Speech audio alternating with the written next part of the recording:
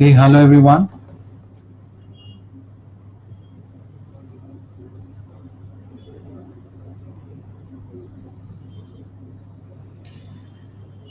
So let me put a poll question here and ask on whether you're able to hear me or not. Are you able to hear me? Yes or a no?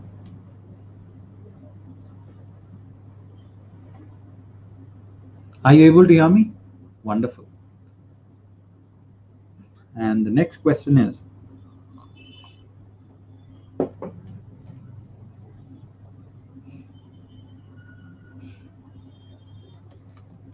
are you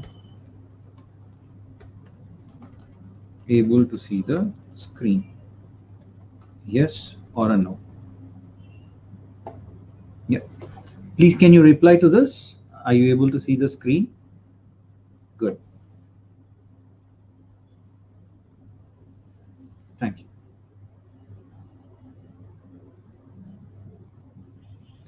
So we will start, friends. Let me write on the screen that we are going to start in the next 3 minutes. Come on. We shall start at 2:05 p.m.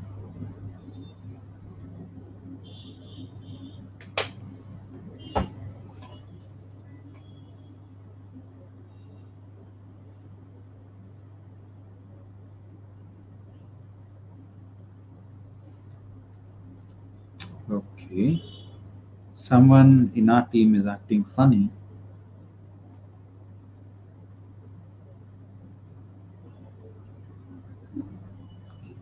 Let me write it down once again.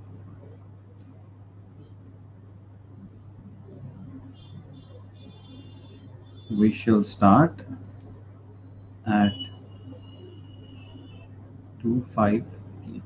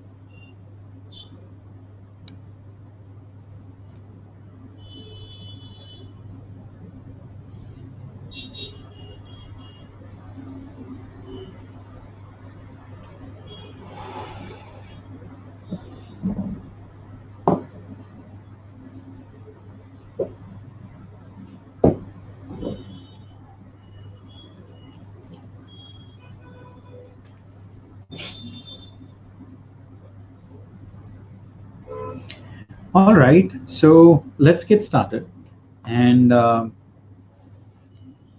we shall do a quick recap of whatever we have discussed until now, and then we will proceed further.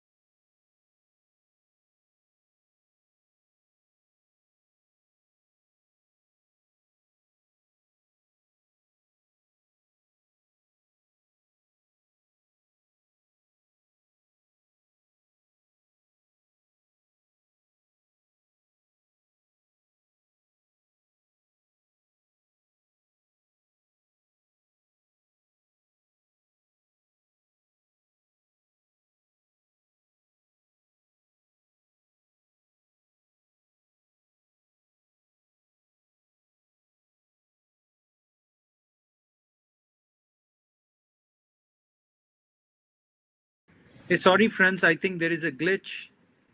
Okay, so just give me a minute while I connect back to the system. There's a small glitch. Just give me a moment while I connect back, please.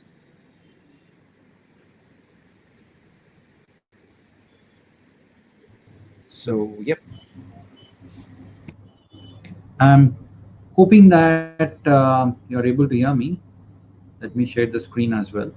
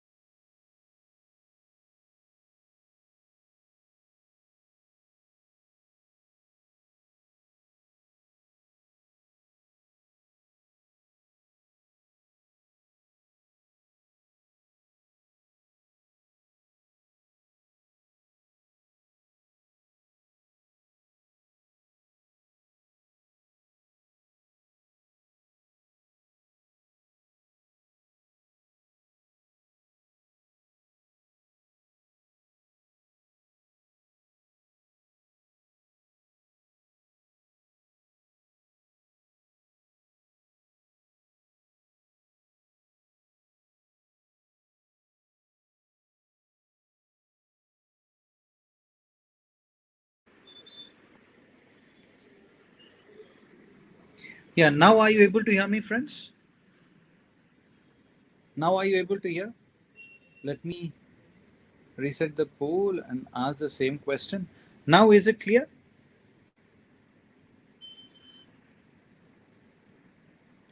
Okay, fine. There's a poll question also that I'm asking. You might have to respond to that. Some issue with my machine, I believe. That's fine. Now that you're able to hear me, that's fine.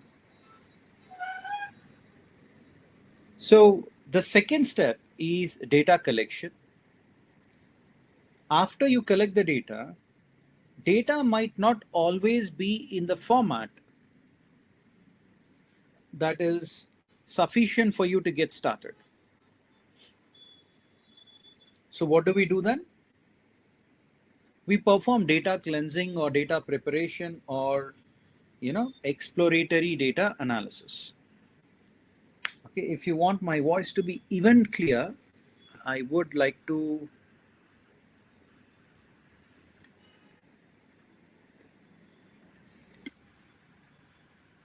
let me connect to the AirPods on my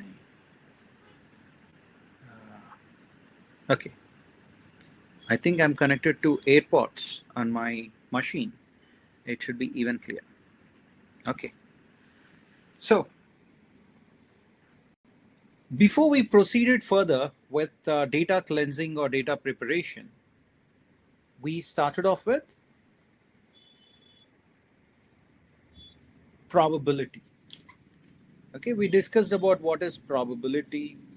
We discussed on what is probability distribution.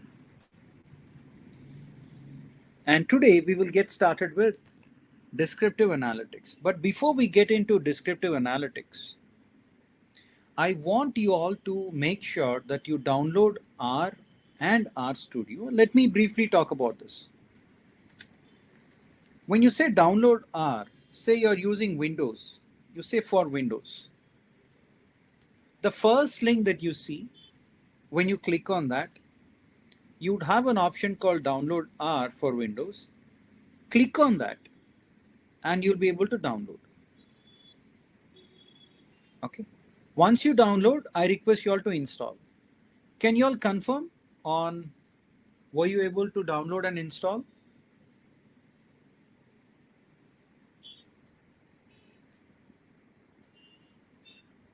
If you haven't done that, you will have to do it.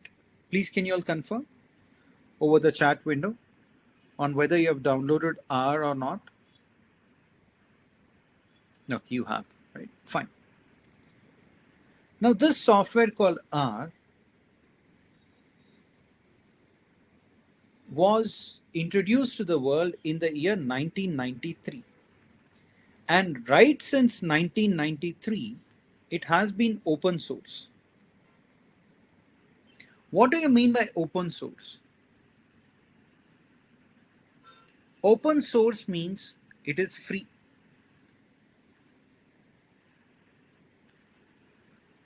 When I say free, it is free both for individuals like you and me, and it is also open source for enterprises or companies. Companies also can use it for free. So in short, you can use it for free and companies also can use it for free.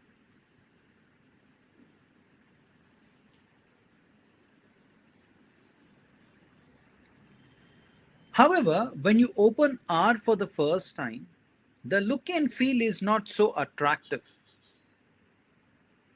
You will not have a lot of menu-driven options. And to ensure that we have a lot of menu-driven options and we have a lot of, and to ensure that the look and feel is better, we are going to download another software called RStudio. RStudio is basically not open source. That means, of course, if people like you and me want to use it for our own practice, it is free.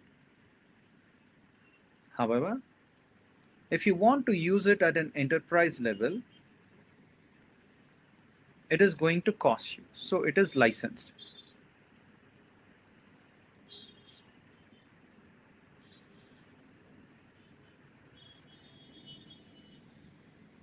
Okay, it is licensed if it is enterprise. Otherwise, for individuals like you and me, it is free. Okay, and both R and RStudio are also operating system agnostic. What do you mean by operating system agnostic? That means you can use R and RStudio on Windows. You can use it on Mac operating system. You can use it for Linux, Unix, all of these variants.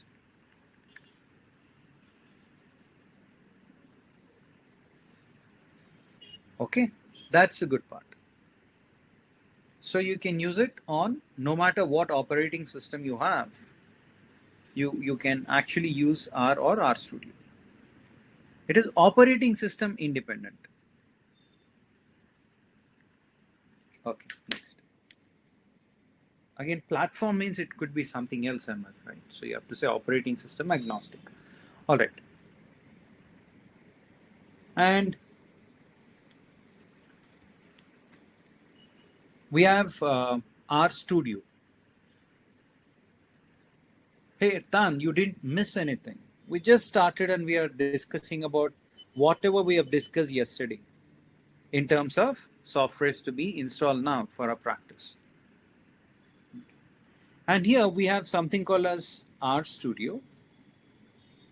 Look and feel is good, but even before that, If you want to download R for Mac, you just type download R for Mac. The first option, you might want to click on that. And do you see this option which says .pkg?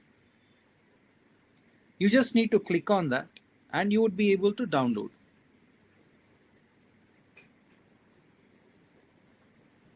Okay, and install it. First, you need to install R, that is mandatory. Only then you will be able to download and install R Studio.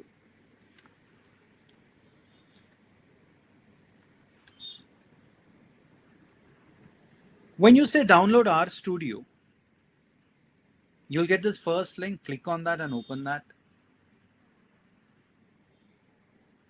It's taking a while. Let it complete. Yeah. So you see two versions. One is the free version.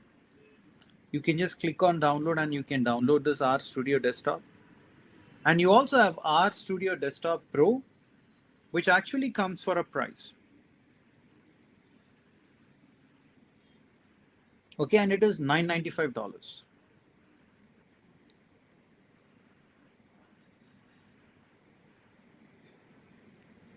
The moment you click on download,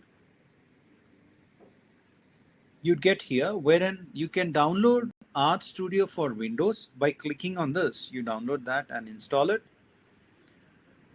For Mac, the option is here, and you have a lot of Unix variants. You need to download and install that. And don't open R Studio only. So after that, just go here and click on R Studio or go to Start, scroll, figure out where is R Studio and open that.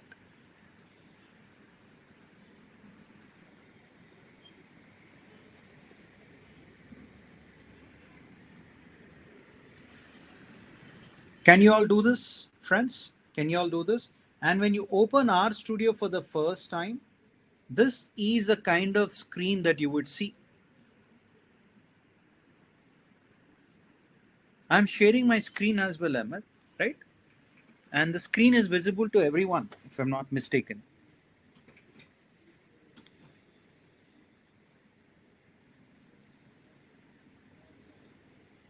Okay. Are you guys not able to see the screen? I mean, I'm surprised with the message. So let me check once.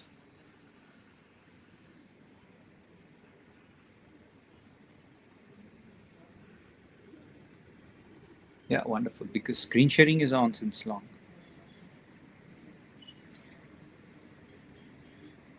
All right. Yeah, good.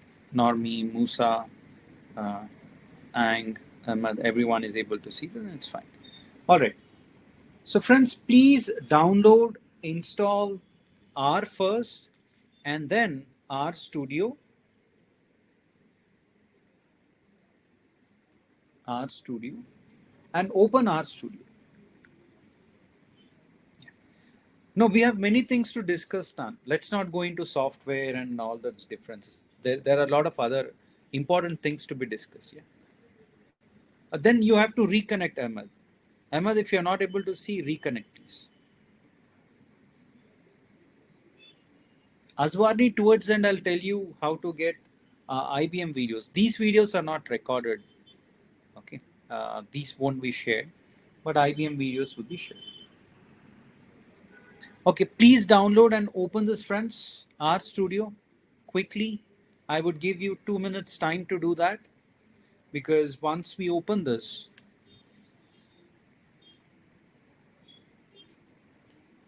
we will be doing some hands-on.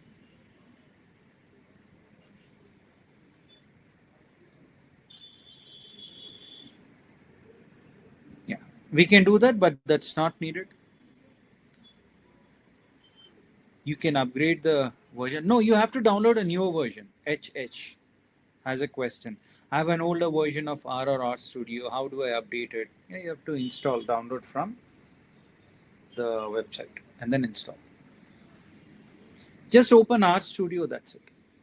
Don't worry about whether it is 64-bit or 32-bit. Just open RStudio, that's it.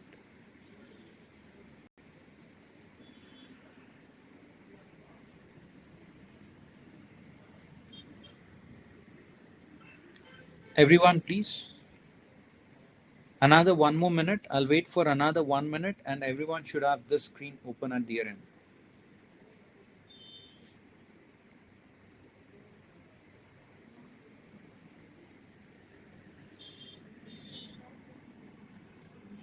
Confirm as soon as you open this, whoever has opened, please can you confirm?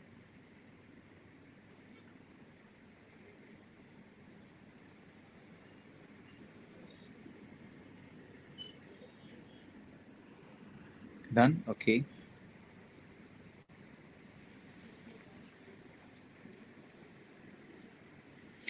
Okay, if you are not able to use or open for any strange reason or for any reason, you can at least watch and learn. Later on, you can practice.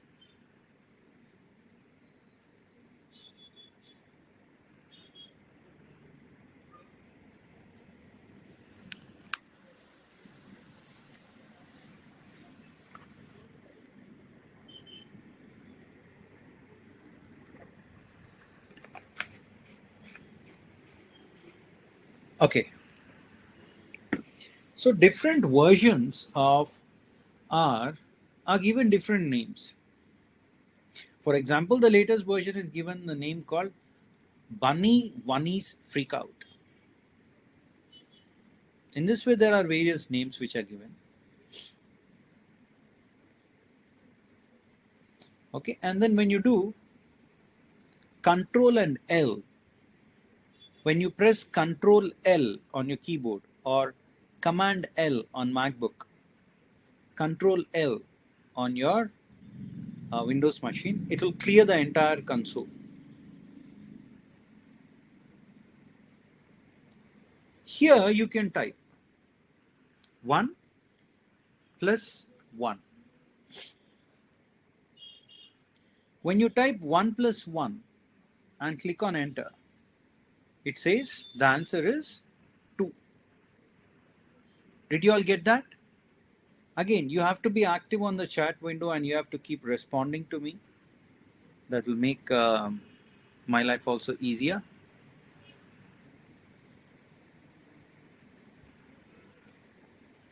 Just type 1 plus 1 and click on enter.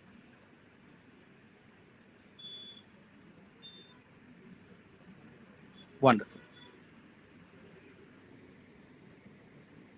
Okay. And now,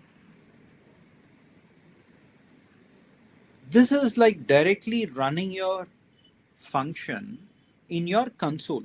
Do you see that console there? And within the console, we are typing it. This is not a good practice. Yeah, this software is similar to MATLAB. Yes. Okay. So here, do you see a drop-down option on the top? There'll be a plus symbol adjacent to that. There'll be a drop-down. Just click on the drop-down and click on R script.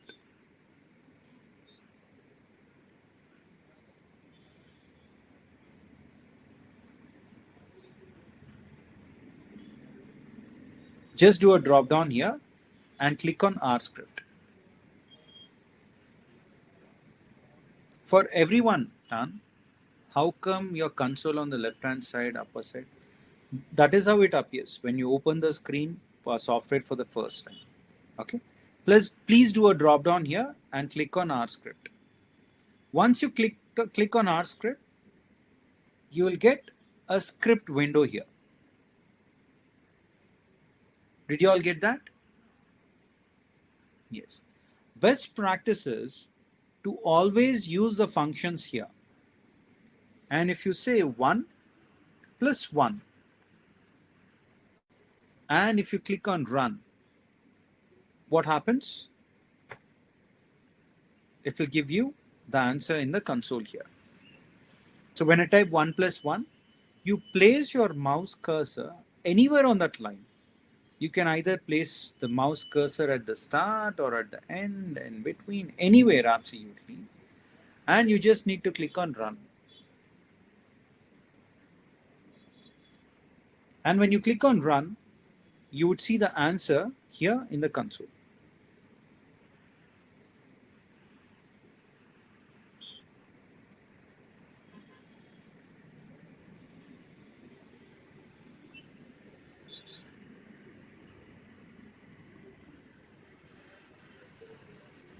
Done. So try out various things. Now say type 8 multiplied by 3. Oh, come on. And click on run. It would show you the answer. Try out various such things, friends, quickly. All right. Once you're done with that,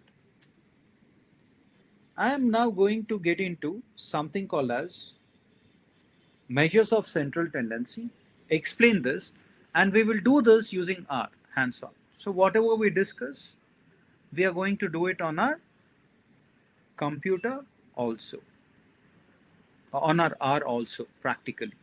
So theoretically we will understand, and practically we'll do it using RStudio. So suppose you are CFO of 7-Eleven chain, retail chain. As a CFO, here is a run option. I think you're not seeing the screen. Do you see the option called run here, Musa?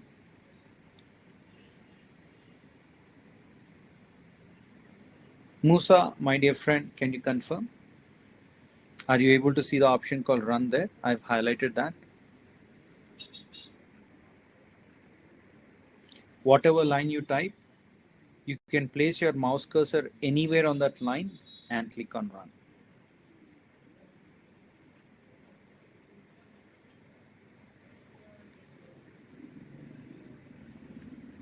Okay.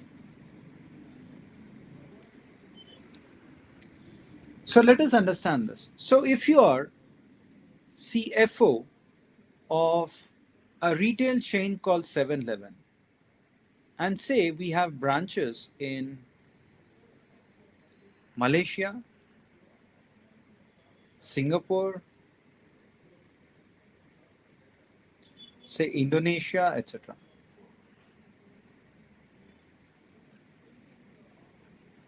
Okay, if you have your 7-Eleven branches in all of these, the first question that you as a senior management person should ask and would ask, you should, and you will anyways ask if you are in a senior position.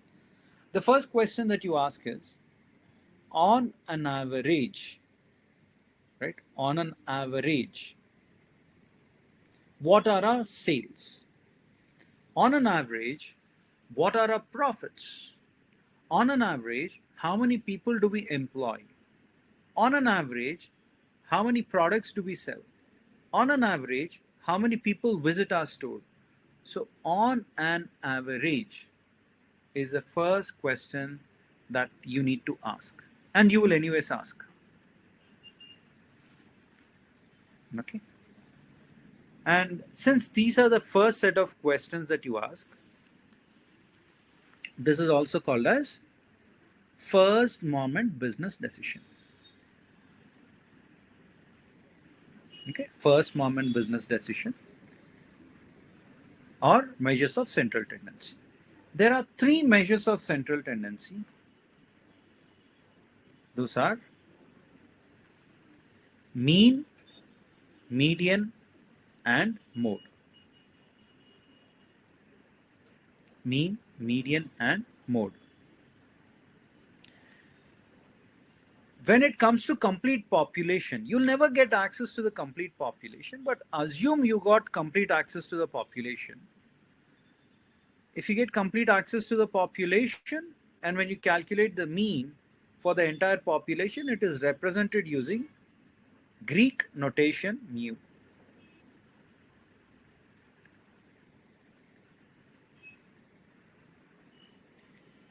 Okay, it's represented using the Greek notation mu. And in the formula, you have capital N. Capital N means complete population. Sample statistics is represented using X bar. And when it comes to sample, you'll always have small n, not capital N, small n.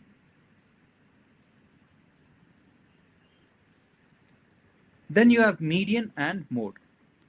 Let us understand all these three using an Excel sheet. Let me open an Excel sheet and I'll help you understand these. And then we will solve this in R. And I also keep making these kind of bold statements that R or R Studio, they understand English language.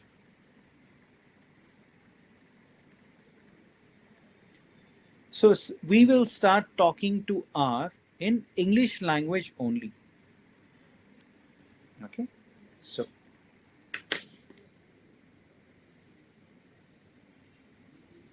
let us say that we have a data set called A and you have numbers 1, 2, 3, 4, 5.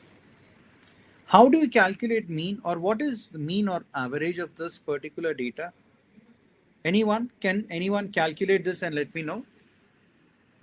1, 2, 3, 4, 5. What is the mean of this?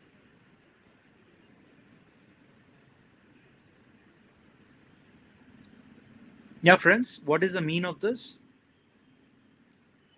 Please, can you all respond?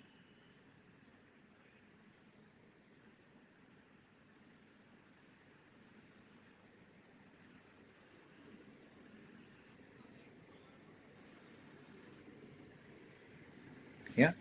So a lot of you all are saying that it is 3. Sure. And within Excel, there is a function called average. You say equal to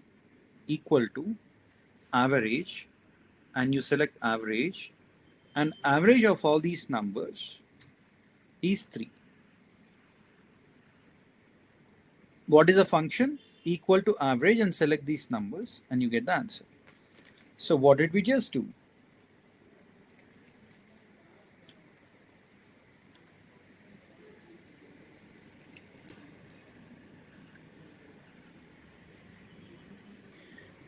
This is how you calculate summation of. So you're saying add all these numbers. So summation of all these numbers. So I'll say I equal to 1 until n xi divided by n.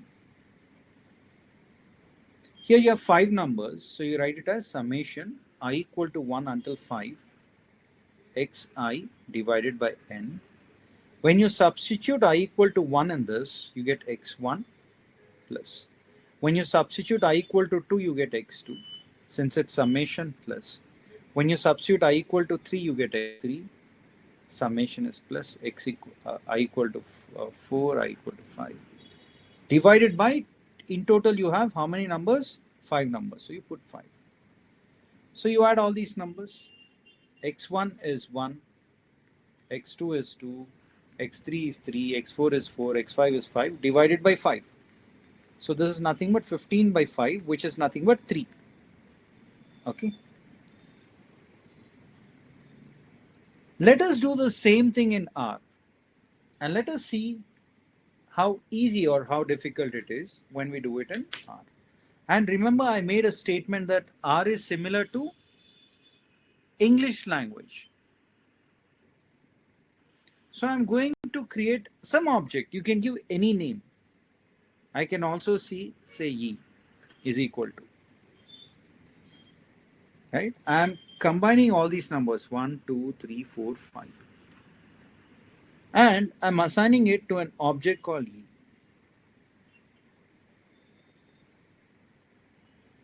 And when I say what is there in ye, it says 1, 2, 3, 4, 5. You can give any name, friends. It doesn't matter. Right? I can say Noor. And I can run it. So an object called Noor got created. When I say Noor is an object here which has all these numbers. I can give my name also, doesn't matter. Okay, for our clarity, I'm giving X and I'm assigning all these numbers to X. And you type X and run it, you get all these numbers 1, 2, 3, 4, 5.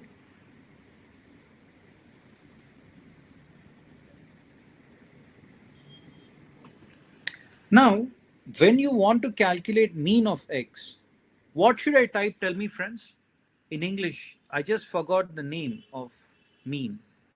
How do I type M? If you have more than one number, you always say C. C is for combine. You're combining all these numbers. If you have a single number, you need not put. Since you have a bunch of numbers, you're using that C. To combine all these numbers, you're combining all these numbers and assigning it to this using equal to. Mean. How do I type mean in English, friends? How do I type mean? Not average. How do I type mean in English? Exactly. Formula for mean is mean. So if I say mean of X, what should it give us? 3. Is it giving us 3? Yes. Yeah. So this, people say that I'm not from programming background. I don't know programming. Why do you need to be from a programming background? Why do you need to be from information technology? I fail to understand. And majority of the people who join as data scientists are people who are from non-IT background and non-programming background. They learn and then they get into this profession because this is English.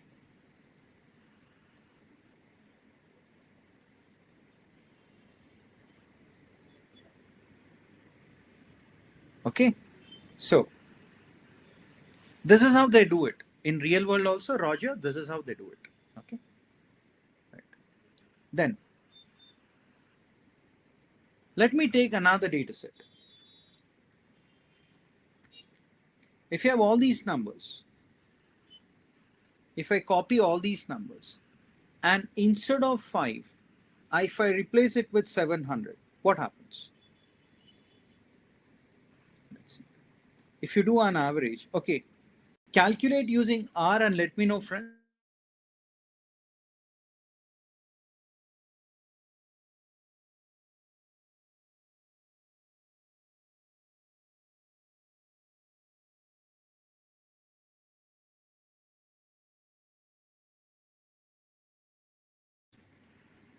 And similar kind of topics would be explained there. Okay, what is the average of all these numbers going to be? Did you use R? Veronica, Aswani, Noor, Shamim. Hope you guys have used R.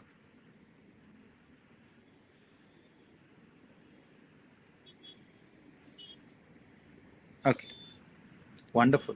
If you have used it, nothing like that. Wonderful. So average of all these numbers is nothing but 142, 142. And if you want to calculate it, again, you create another object. I'll create Y. You combine all these numbers, 1, 2, 3, 4, 700. And then you run it. And then when you want to calculate mean, you just say mean of Y. And you run it. You get to see the mean, which is 142.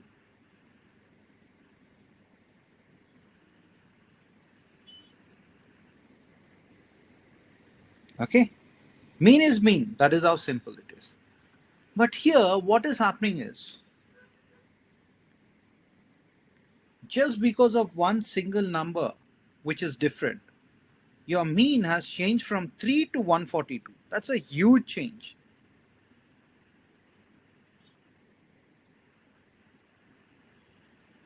Okay, that's actually a huge change, just because of a single number being different.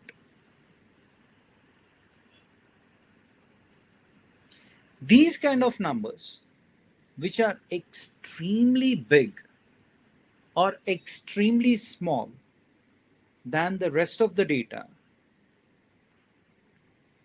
right?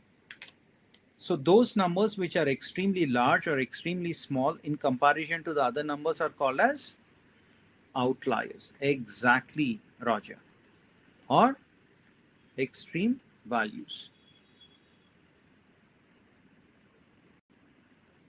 Okay, these are called as outliers or extreme values. When you have outliers or extreme values in your data set, it is not going to be, uh, mean is not going to be a good measure. Since mean is not a good measure, we go ahead with median. Now let me tell you why is that not a good measure. Say there is a college.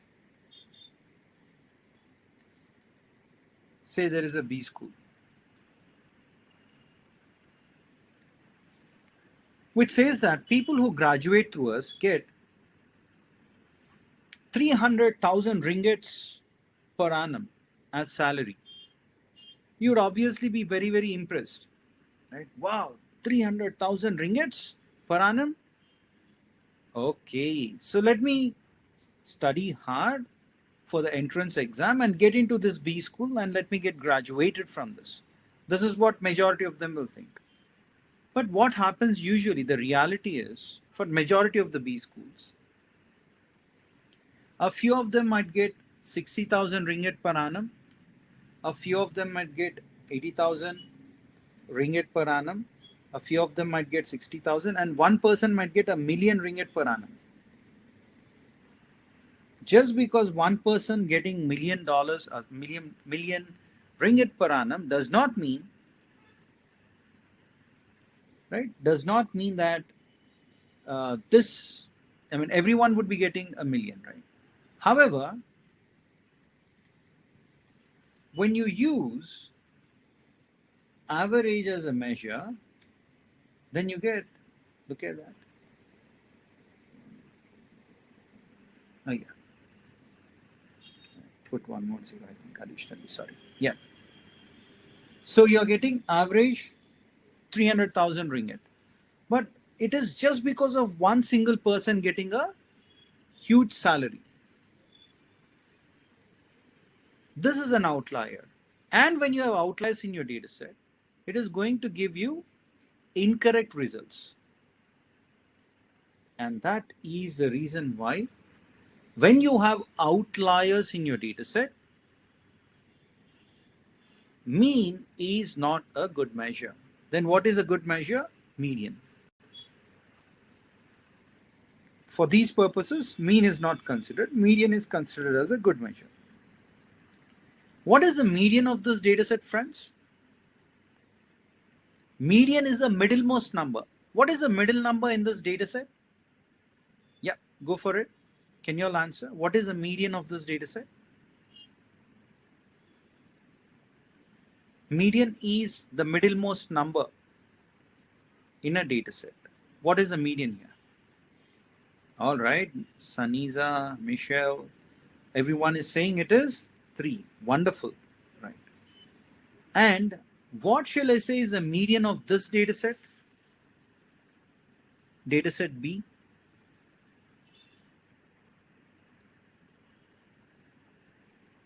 Once again, it is 3 because median is the middlemost value of the data set.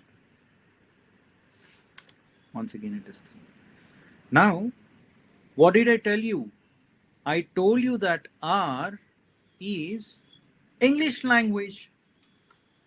So in English, how do I type median? In English, how do I type median? M-E-D-I-A-N. Median of what? If you want median of X, you run median of X. We'll get there, Cynthia. Median of X, right? And which is 3. If you want to find the median of y, and y contains all these numbers. If you want to calculate the median, you get 3. I didn't run that, sorry, let me run it. It's 3. And the keyboard shortcut.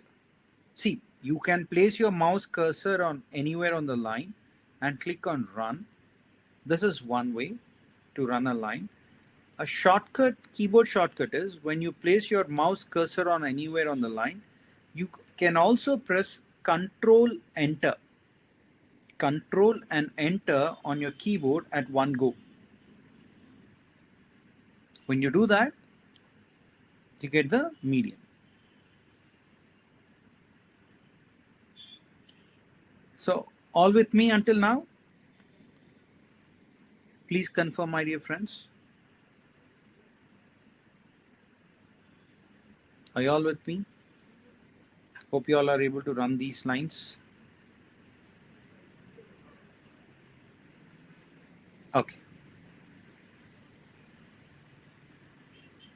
Wonderful. Now,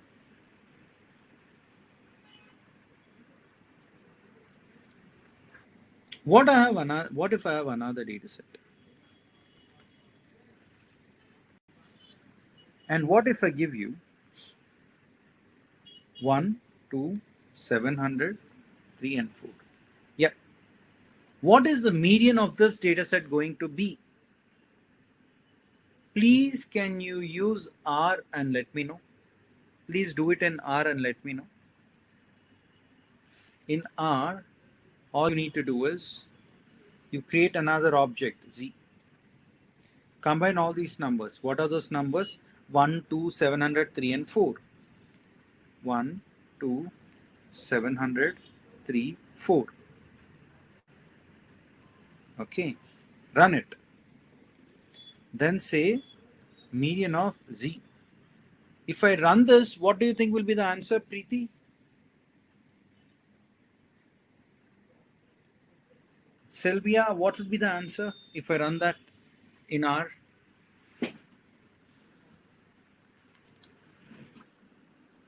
Khalil, what will be the answer? Shamimi.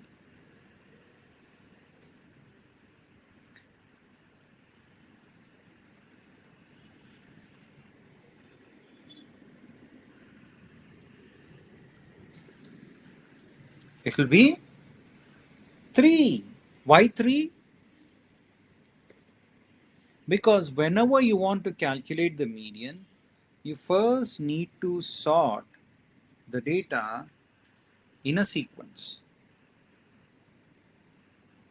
Okay. First sort the data in a sequence, and only after you sort the data in a sequence, you need to choose the middle value.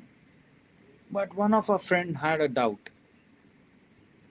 Yeah, you need to sort the data and then find the middle value, and the median turns out to be 3. One of our other friend had a doubt on, hey, what if I have 1, 2, 3, 4, 5, 6? What will be the median? Because here, if you want to find the middle value, there will be 2 middle values.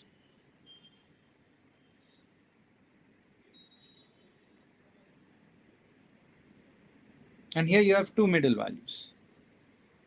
One is 3, one is 4. But do it in R and let me know what will be the answer. R. Please use R and let me know what is the median of this data set. See, we need to practice, right? We need to practice. So you need to practice. So I'll say A equal to combine numbers 1, 2, 3, 4, 5, 6. And I'm going to run this. And I'll say, what is the median of A? It says 3.5. Exactly. You have to try it in R because no one will be practically doing it. And in Excel, people won't do, friends. Excel is the least preferred. Because if you have worked on Excel, Microsoft Excel, did you ever try opening a 200 MB Excel sheet? Just a 200 MB file. Try opening just a 200 MB Excel sheet and your computer will hang. Your system will crash. That is the reason why people do not prefer Excel when it comes to data science. Usually you'll have huge data which will not even fit into your Excel sheet.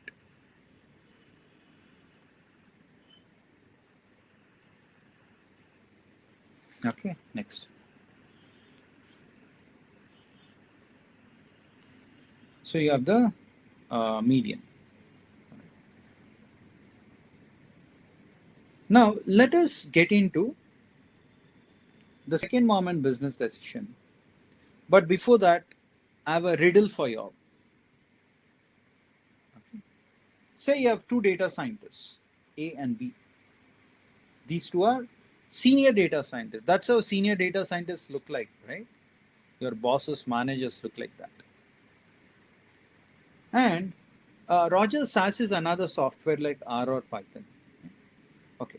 If there is, suppose these two people went to jungle for hunting and they see a black panther charging at them. It would now attack them.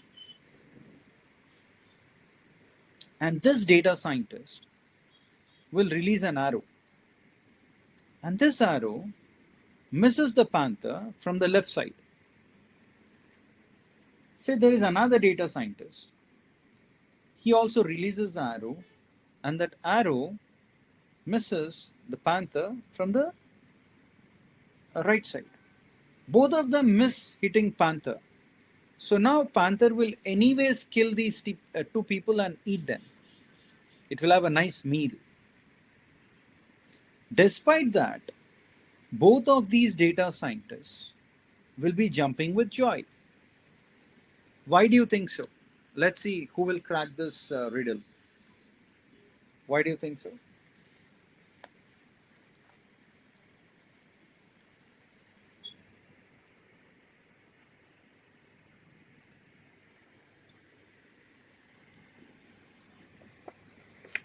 Anyone?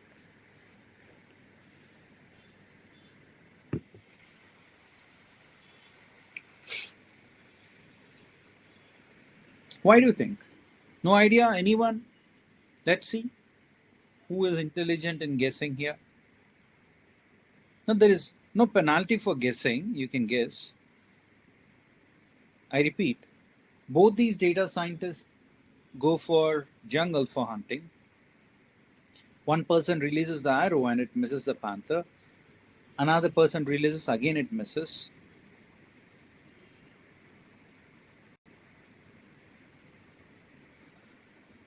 Not really. This has something to do with the math. Okay, let me ask this. Say you have wife and husband, okay, and husband's weight is 40 kgs. What do you think is 40 kgs? Overweight or underweight? What is 40 kgs, friends? Overweight or underweight?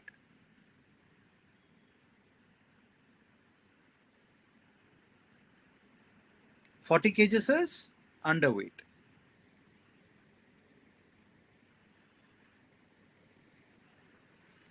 And say you have wife.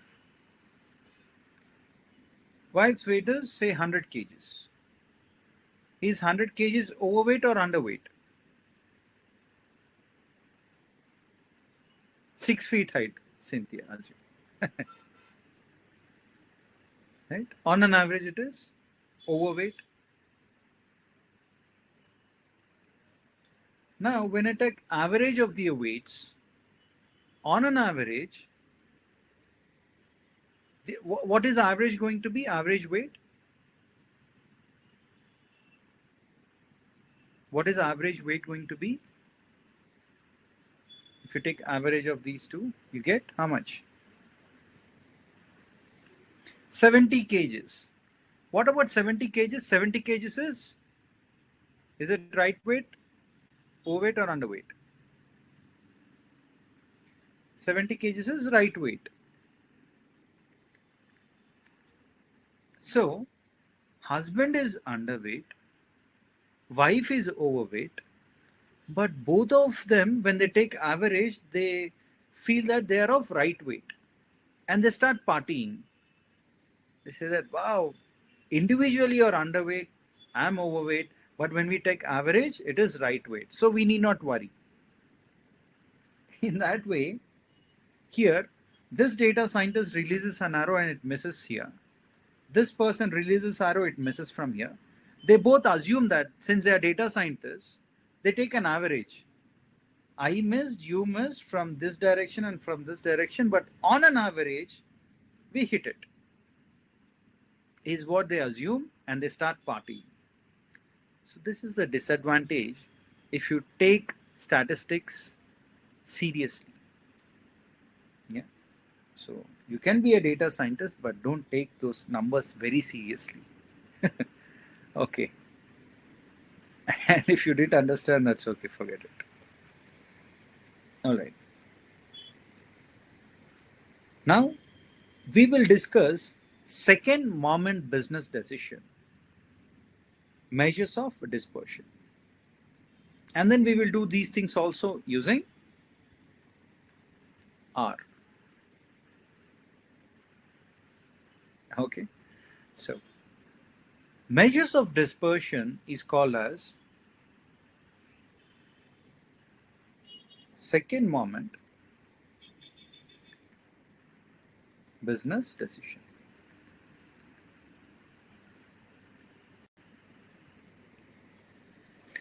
So same example will continue forward with the same example. Say you're CFO of 7-Eleven and you have branches in Malaysia, Singapore, Indonesia, etc.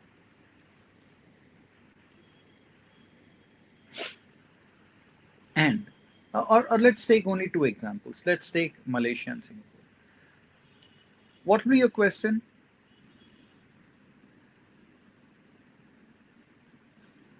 Okay, let me take only Malaysia and Singapore. What was the first question? First question was, first set of questions were, on an average, what are our sales? On an average, what are our profits? On an average, how many people visit our store? On an average, how many products do we sell? So on an average are the kind of questions that we need to ask.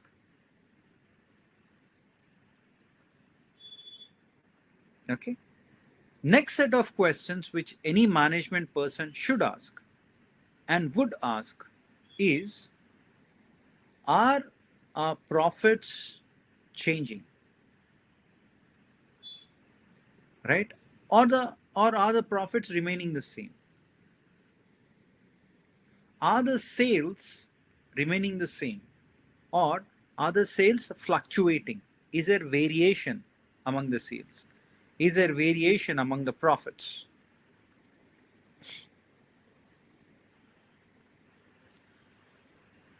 Okay, these are the set of questions that you keep asking.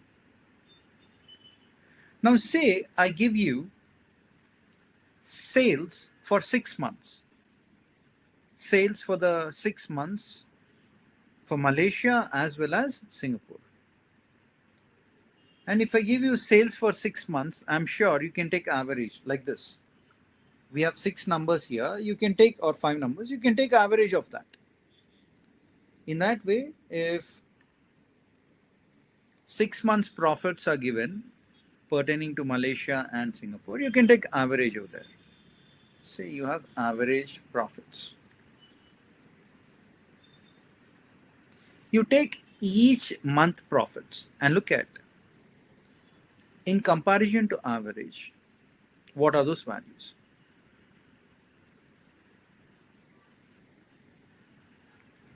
Say the first month profits in Malaysia is above average. Second month it was below average. Third month also below average. Then you have fourth month, then fifth month, then 6th month. Say you have data in this way.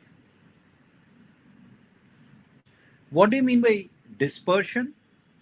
how far away is each month profits from the average profits?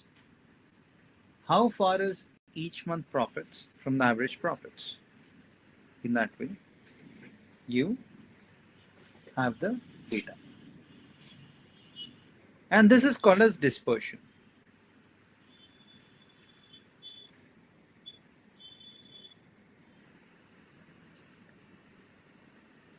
Dispersion is how far away is each month profits from average. Now let's do it for Singapore. Say for Singapore, the first month profits were very high. The second month profits was below average. Then third month, then fourth month, then fifth month, then sixth month. What do you mean by dispersion? How far away is each month profits from the average? How far away is each month profits from the average profits? And this is nothing but dispersion. And you have a huge dispersion, huge fluctuation. If I ask you to forecast for next month,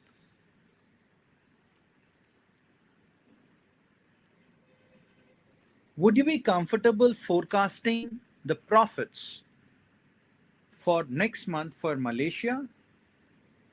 Or would you be more comfortable in forecasting the profits for the next month for Singapore?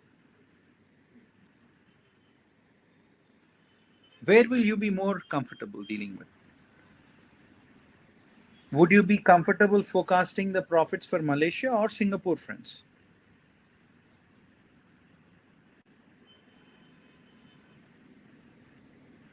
Malaysia, right? Why is that so?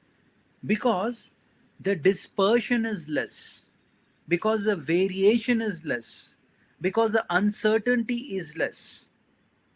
Since the dispersion or variation or uncertainty is less here, you would be more comfortable dealing with data pertaining to Malaysia.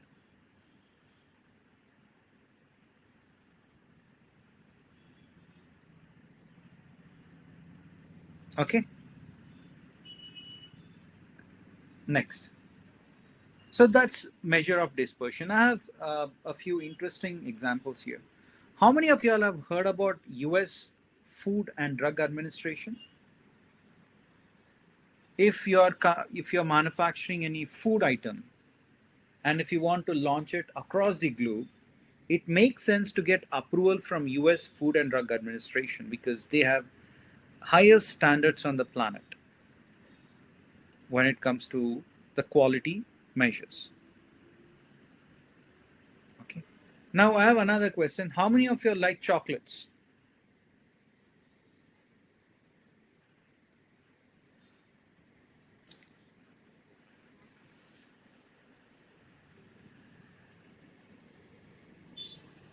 Yeah, it's India. Okay. How many of you like chocolates, friends? Yeah, you love it, definitely. Like it, absolutely, says Roger. Anyone else? Wonderful. A lot of you are like having chocolates. Right? So here is my question for you all. And that's a concept pertaining to dispersion. How many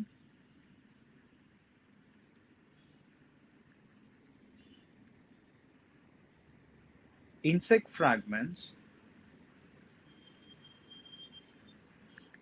are permitted in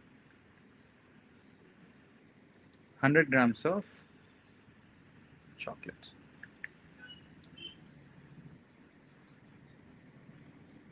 Haha.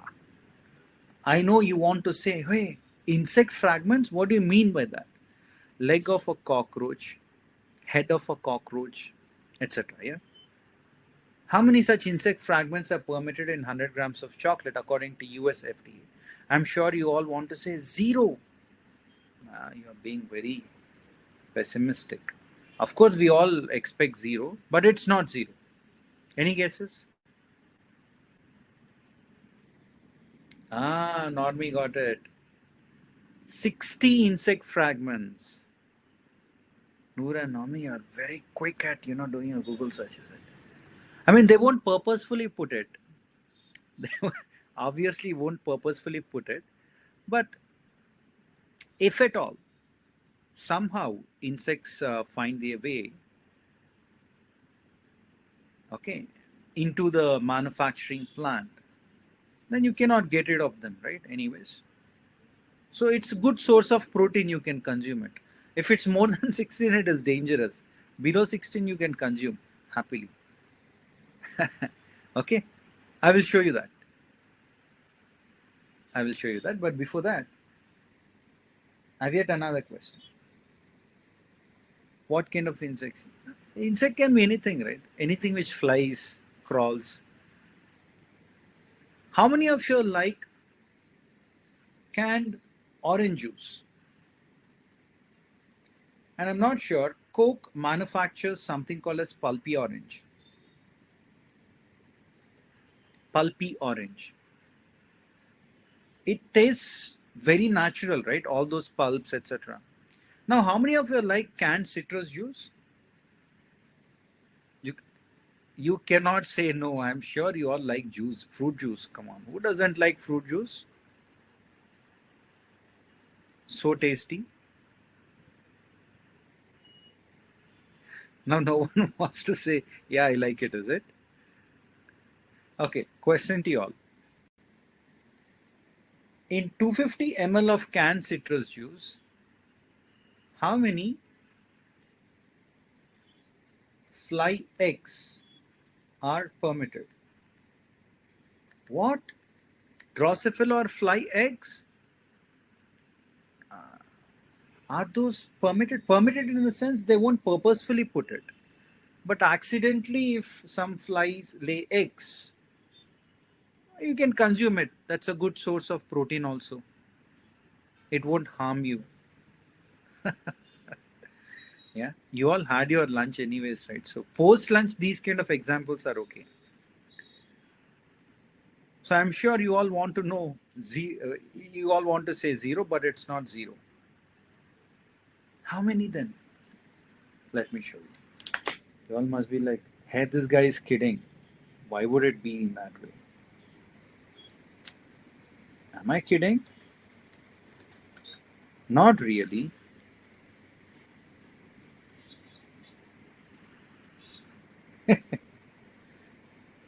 Let me open that. Why? Yeah. If you have 5 or more Drosophila or fly eggs in 250 ml, then it is rejected. And when it comes to chocolate, as I've told you, chocolate or chocolate liquor, if you have 60 or more insect fragments per 100 grams, then it is rejected.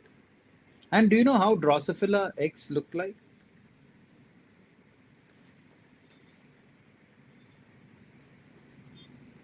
Drosophila eggs. Look at that. It looks exactly like a pulp. If you feel next time when you are consuming pulpy orange, if you feel that, do you know what? This juice is amazing. It tastes very natural. You know what you're actually tasting. Yeah, and what is so natural. Okay, enough of these examples. Yeah, I'm sure.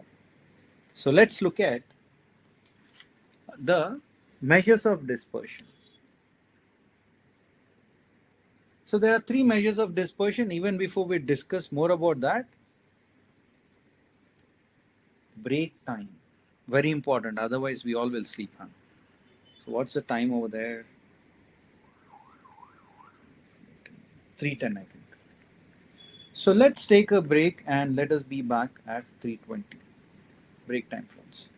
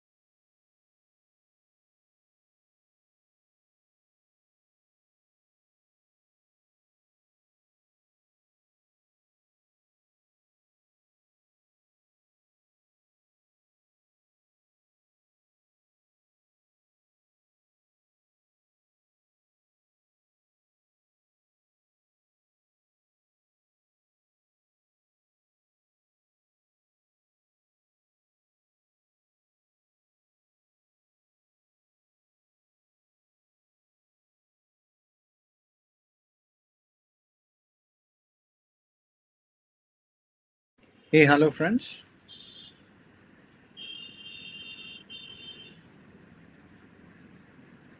So, are you able to hear me? Let me put a poll question.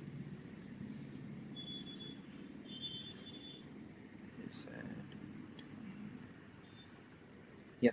Can you please answer to this poll question if you are able to hear me? Wonderful. And I'm sure you are also able to see the screen, so I think we should proceed further.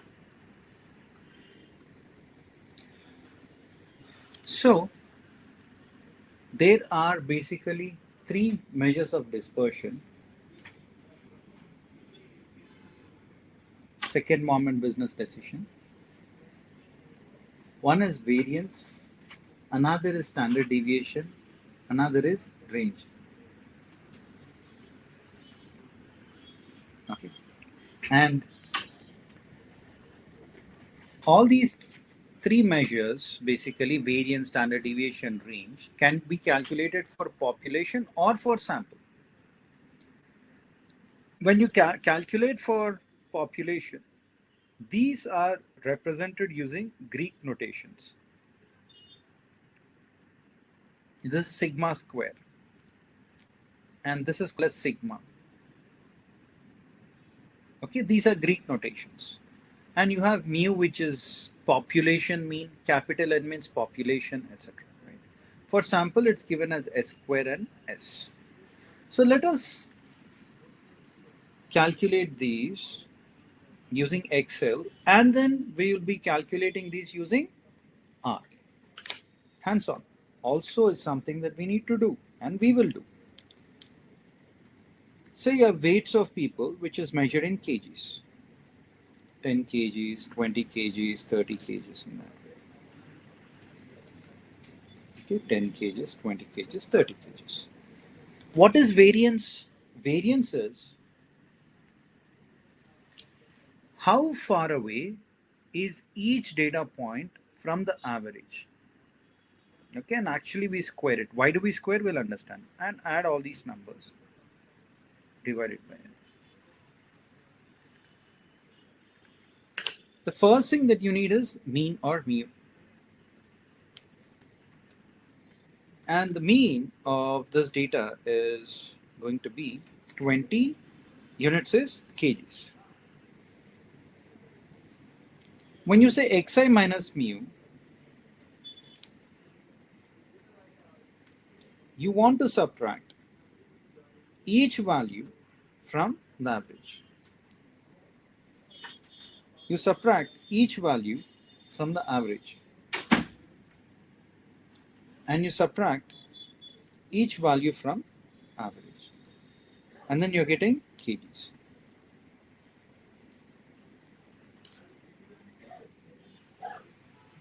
Okay, you subtract each value from the average and then you get kgs. Now when I add all these numbers, when you add all those numbers, and then when you divide it by 3, because you need to add all these numbers and divide by 3, you'd get 0. Because minus 10 plus 0 plus 10 is 0. Always remember this, friends, that when you have when you have each value subtracted from the average, you'll get some values. When you add them, you always get 0. This is a challenge. And you feel that there are 0 kgs? I mean, there is no variance? No, there is variance. There is absolutely variance. Yeah, still you use, Cynthia, mean only, even if you have outliers. So here, you get 0. In order to counter that, people have done square. Do you see that square there? So when you square it, what will be minus 10 square? Anyone? What do you think will be minus 10 square? If you say minus 10, and when you square it, you get 100. But kgs will become kg square. 0 square will be 0, but units get squared. 10 square is 100, and units also get squared.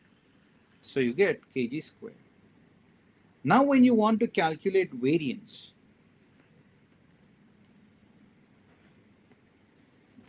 would be add all these numbers, which will be 200 divided by 3. You're adding all the numbers and dividing them by 3. That will give you something kg squared. So it is 66.6667 kg squared. That's variance. And if you want to calculate, now here, 66.6 kg squared. Units are getting squared. If you give this as an answer to your senior management, they'll be kind of confused. They'll say, hey, what is a square? Right? They'll be kind of confused. Since they're getting confused, you can take square root of variance, and people started calling this as standard deviation. So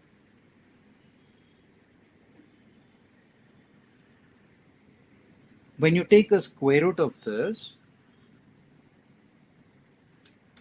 you get 8.16. Kg squared becomes kgs.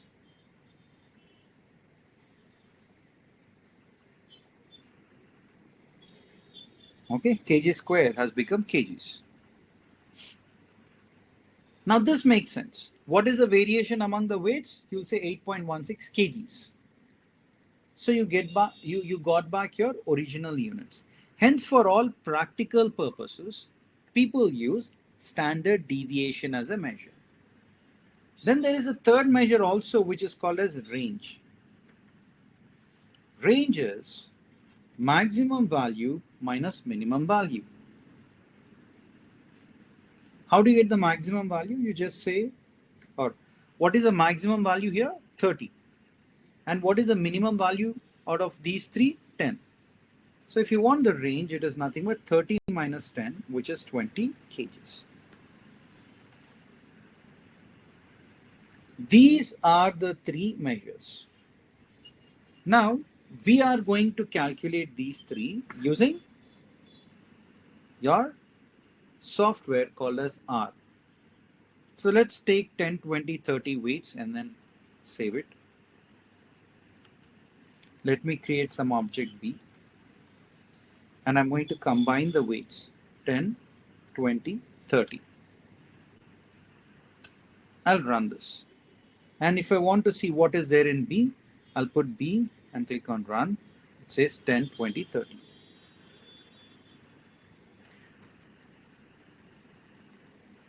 Now, if you want to calculate variance, you say variance of B.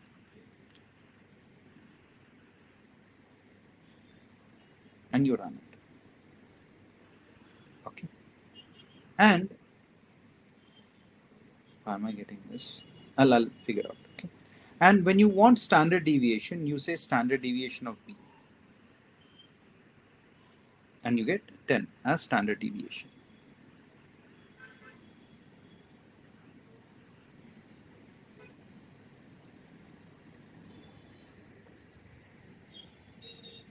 Okay.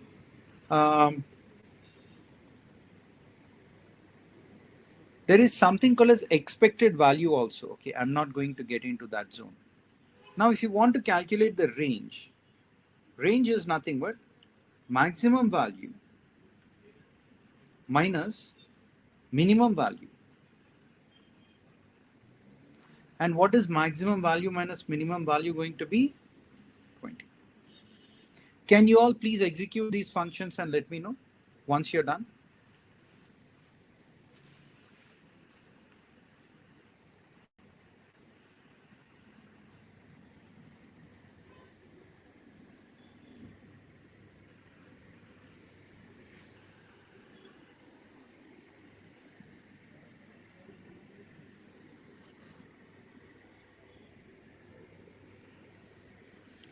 Everyone, I request everyone, I'll give you 2 minutes. Everyone has to do it, please.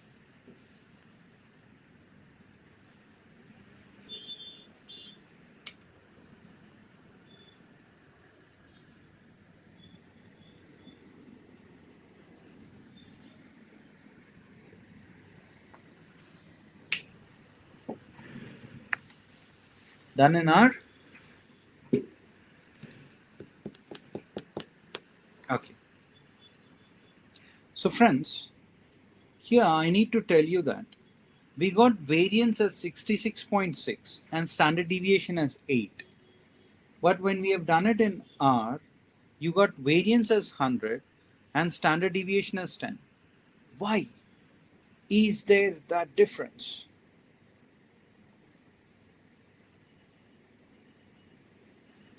There is this difference because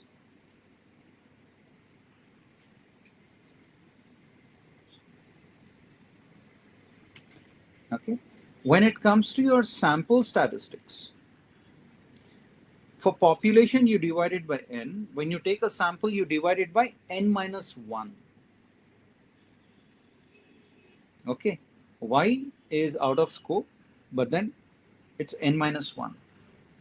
That means here what did we do? We have divided 200 by 3 because we have 3 numbers. Okay, so this is a formula that we have applied here, variance. Population formula is summation I equal to 1 until n xi minus mu whole square divided by n. Okay, but when it comes to sample, the formula is summation I equal to 1 until n xi minus x bar whole square divided by n minus 1, small n minus 1. Okay, here we have 3 numbers, 1, 2, 3. So it will be 3 minus 1, which will be 2. Denominator will be 2. So that means it will be summation of all these will be 200 divided by n minus 1, which is 3 minus 1, which is 2. And then you're going to get 100 kgs. And standard deviation is square root of this. And what is square root of that? Square root of 100 is 10. And when you take square root of kg square, you get kgs. Okay, and hence we got 110 over here. Okay. Yes, you can certainly put comments. Whenever you want to put a comment, you put a hash and you can write variance calculation. Whatever you want to put, you put. Instead of writing on your book on what this VAR does, you're writing it here. It doesn't really matter. Okay, you have standard deviation and then you have range. So this is nothing but range. And this is your standard deviation. In that way, you can put hash. That's fine, absolutely fine. Okay. Any doubts, friends? Or are you all with me? Can we move on to the next phase?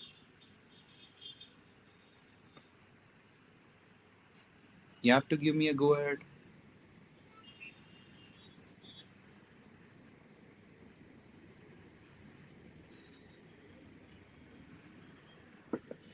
Okay. Now, in order to remove all these things which are here, because all these will be consuming memory, RAM. If you want to remove all of these, you just click on the broomstick here. And those will be removed.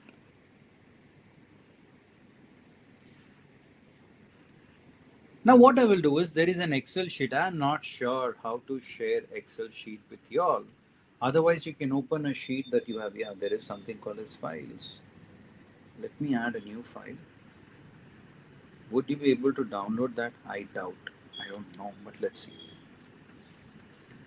Education. On this.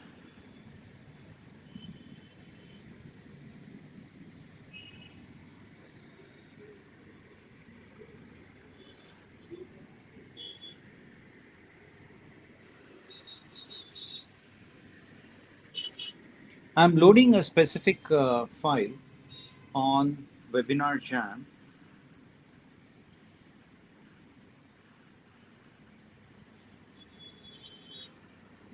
Please see if you can download that, friends. Please check whether you are able to download that.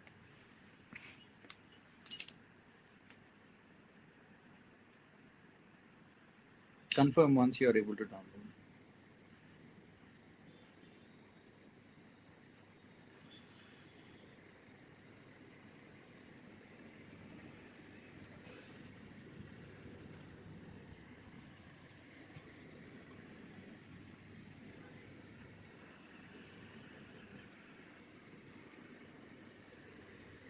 Downloaded?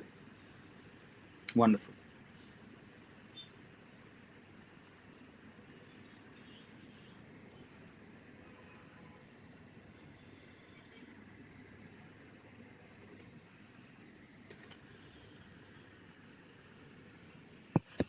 Since you have downloaded the file, okay, I'm going to show you on how to load that file.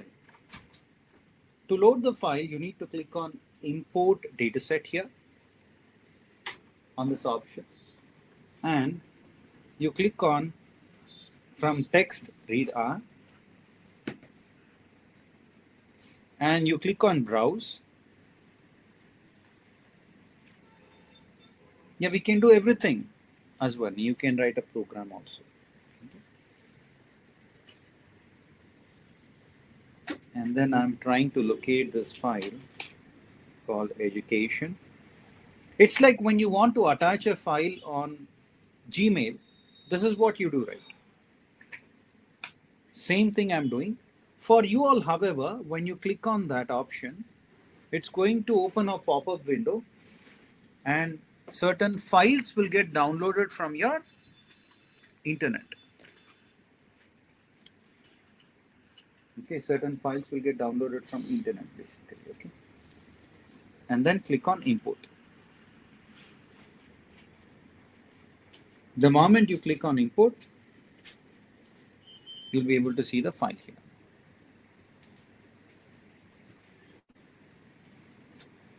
All right, so once again, I repeat, you have to click on import dataset from read R.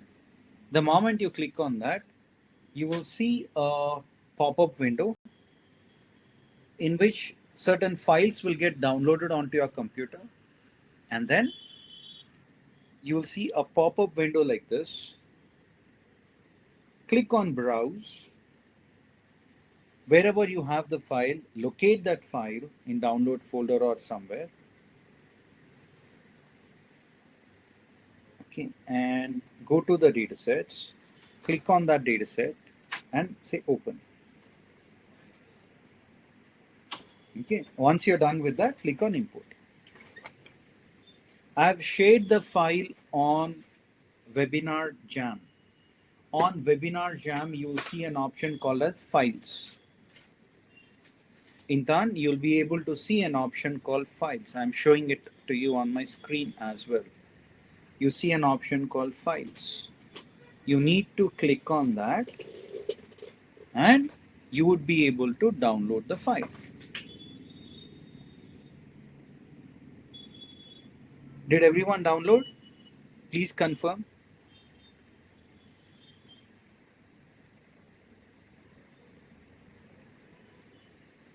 Everyone, please confirm, friends.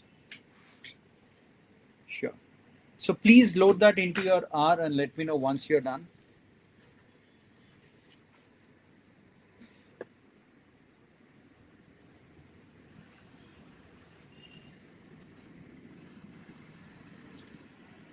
Okay.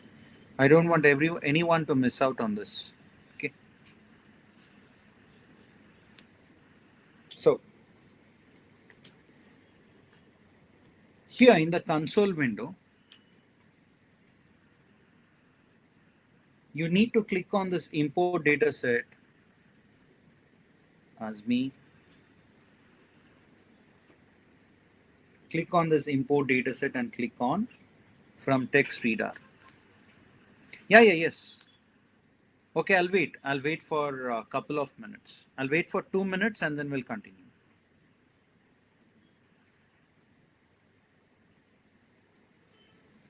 Two minutes and then we'll continue. I'm giving you 2 minutes to install the packages, etc.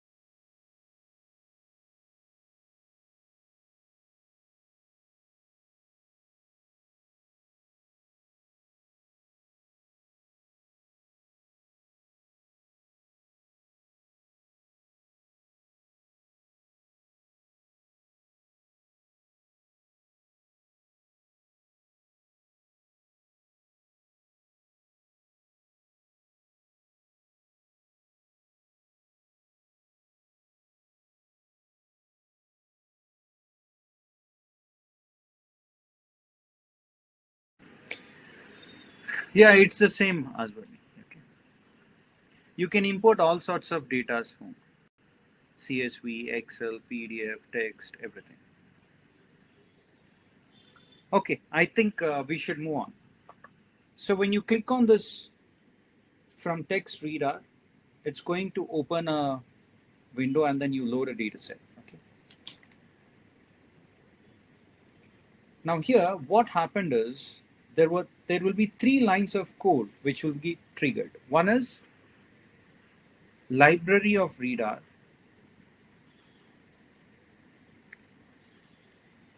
Library of reader will invoke a library, and this library called reader has a function called read underscore CSV.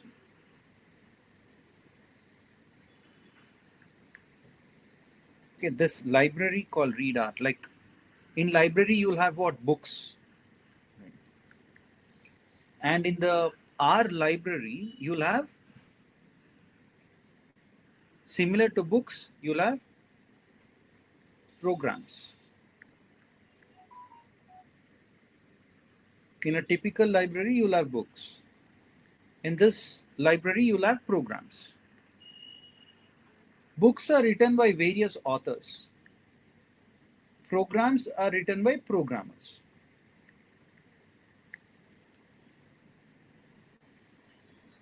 And when you want to use any chapter from a book, you want access to that book, right? On similar lines, if you want to access any function in a program, you need that corresponding program. So you're importing that library. And once you import the library, you have read underscore CSV, which is a function.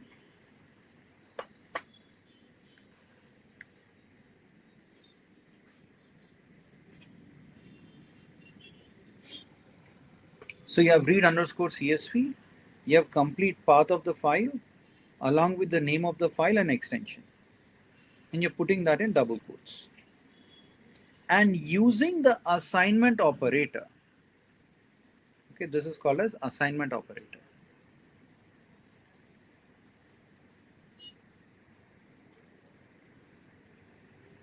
Using this assignment operator, you're assigning this data set to an object called education.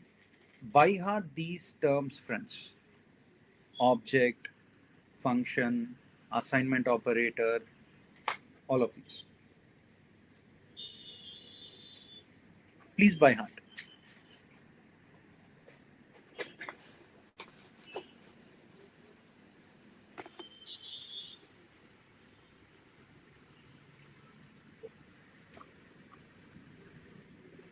Okay, please by heart these. And there is also another function which got triggered, which is view education, wherein this V is in caps. So R is case sensitive. Instead of an uppercase, if you put a lowercase, okay, and if you want to view what is there in this education, it will throw error. If something has to be in caps, then you have to type it in caps. When you say view V in caps, only then it will show you on what is there in this dataset called education.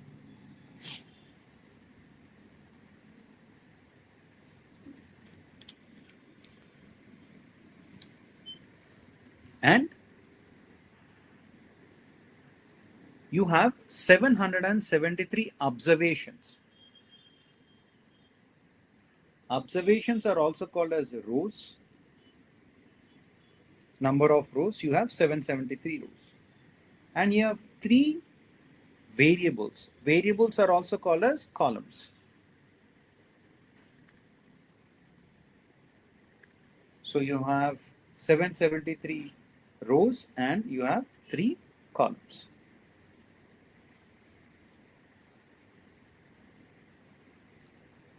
Okay, next.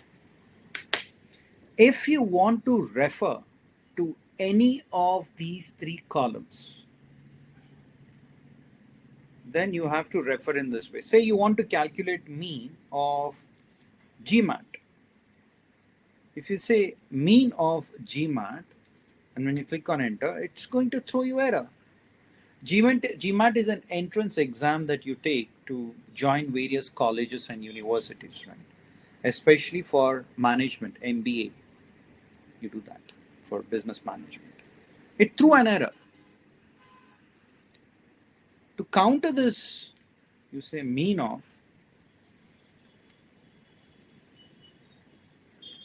education dollar GMAT. So you're saying that within education, refer to this column called GMAT. People, please calculate mean for work experience and let me know what is the answer that you get. Come on, quickly do that. Take a minute and let me know.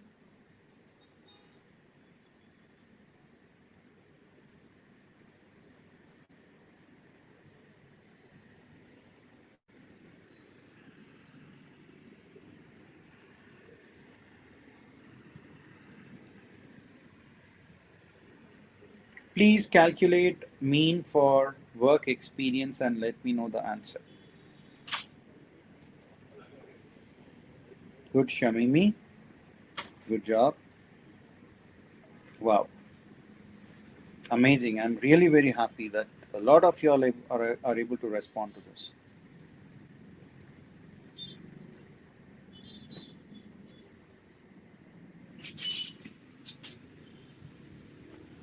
Yeah, forget it then.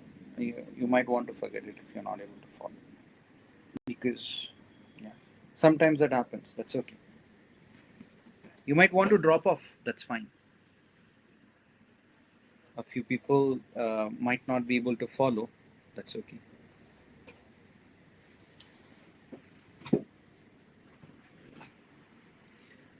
All right. Exactly. So if you want to calculate mean of education dollar work experience, when you do that, you get 57.50194.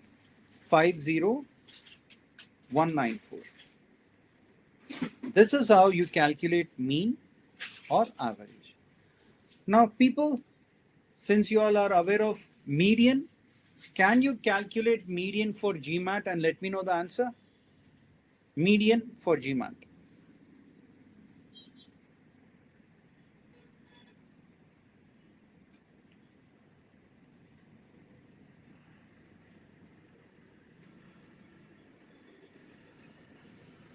Please, can you calculate median for GMAT and let me know the answer? You know how to type median, right? Wonderful, Azami. Shamimi, good. Please respond. It's very good.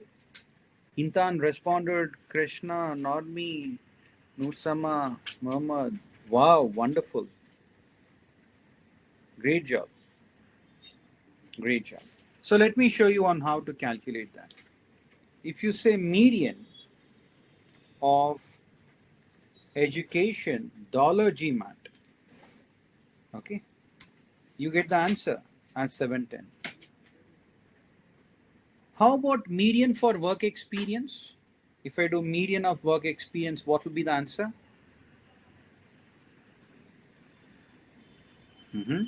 So Wiley says median is 52.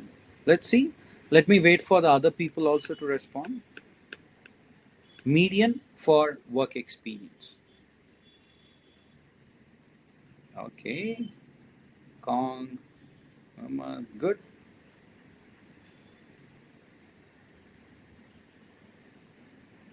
Wonderful, friends. Wonderful. So median of education dollar work experience happens to be 52.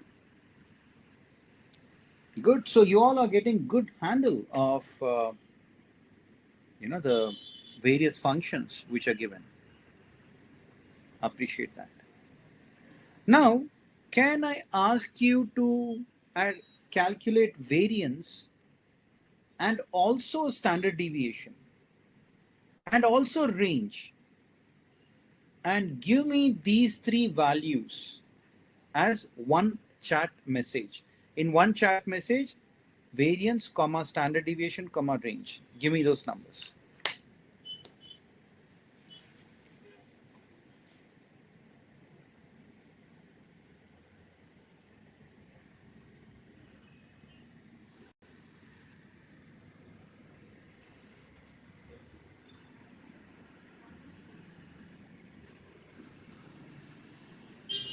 For GMAT, yeah, for GMAT, yes. Do it for GMAT. Variance, standard deviation, range for GMAT.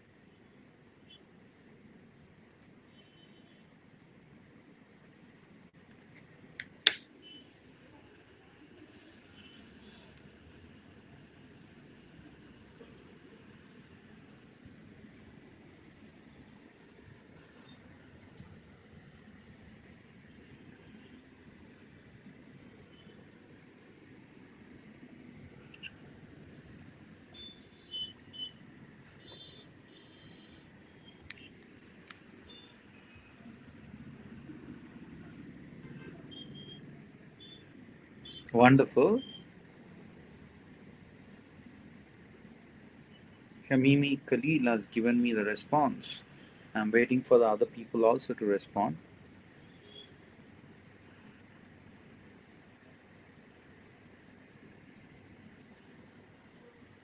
Wonderful, guys. Awesome.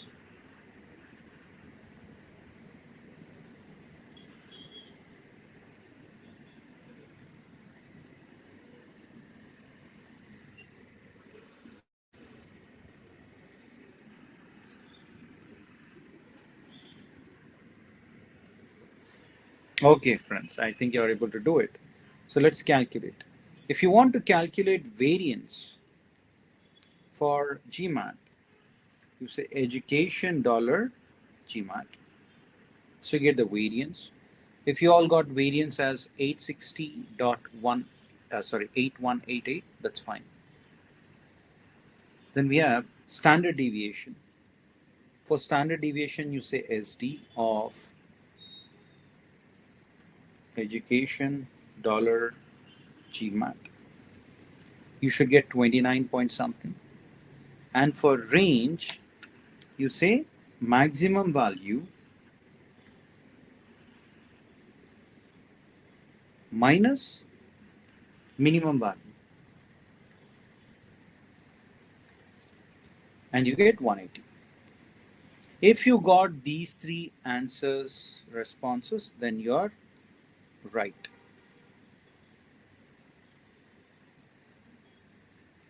Okay, you should get these three answers. 1, 2, and 3. Your range function, if you type range directly, it will give you minimum value and max value. When you subtract those two, you will always get 180. That's fine. Very good, friends. So you are able to do this also. Now I'm going to explain you a bit about graphical representation.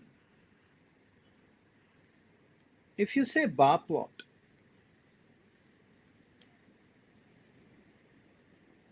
if you want to draw a bar plot, you say bar plot.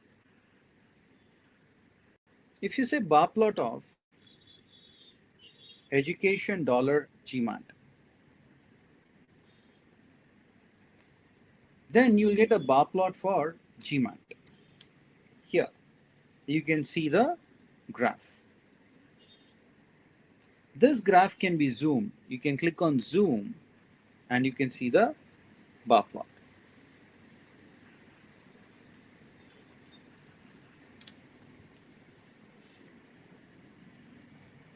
And each bar represents GMAT score of each student.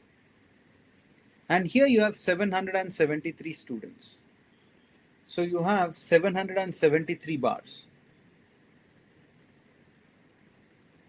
And each bar here represents GMAT score of one student. By looking at this, what inferences can you draw? So you have to increase the size as Varney. You have to increase the size. Okay. Here is a function, right? Musa, here I've already typed the function, bar plot of this. And increase the size here. If your window size is very small, it will throw error. Increase the size like this and then run it. No, it will. You have to increase it. That's it. If you don't increase the size, if you're doing it on a very small computer, laptop, then it will throw error. If you increase it completely, it will work. Done, Shamimi? Wonderful. Okay. So if you want to draw a bar plot, this is how it is. See, drawing these things is not a big deal. Anyone can do it. But drawing insights is very important. Drawing inferences is very important. What insights can you draw by looking at the bar plot here?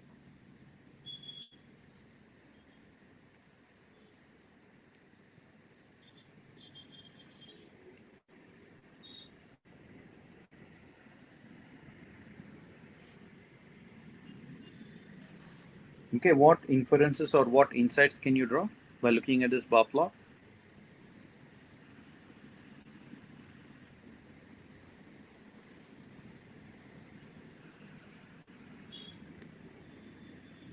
Tell me, friends. Nothing.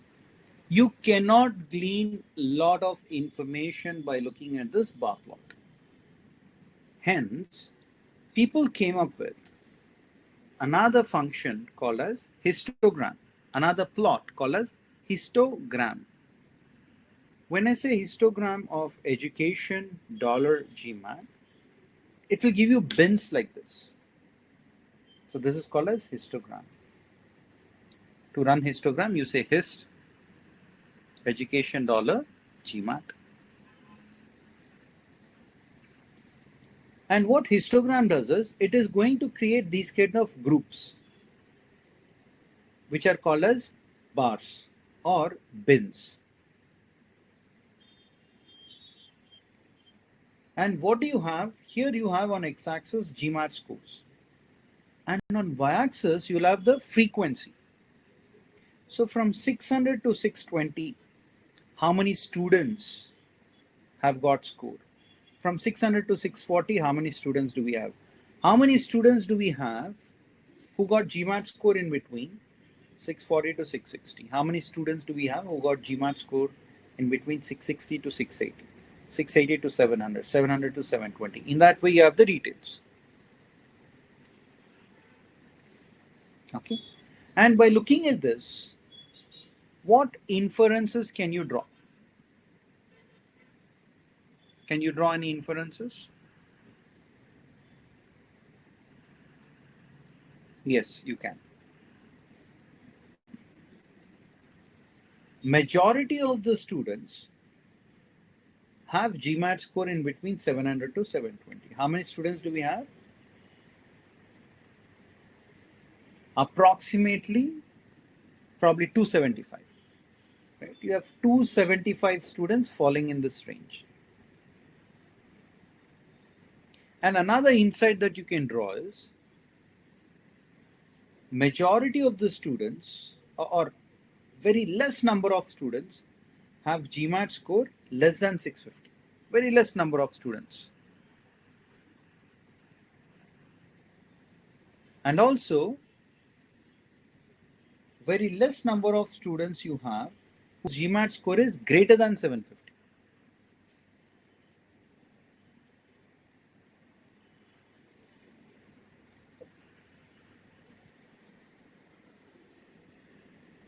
So these are the kind of insights that you're drawing. All right. This kind of insight was not possible when it came to your bar plot. But using histogram, you could come up with a plot which is actually giving you some kind of insights. Okay. Another plot that I'm going to explain you now here is, if you have numbers like this, do we have outlier in this data set? Do we have an outlier in this data set?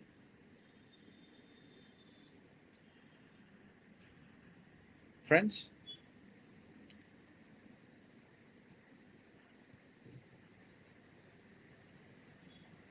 Yeah, you'll have to respond. Yes, 700. If you have 5 numbers, you can just quickly skim through this and determine that on whether this is outlier or not. It's very easy.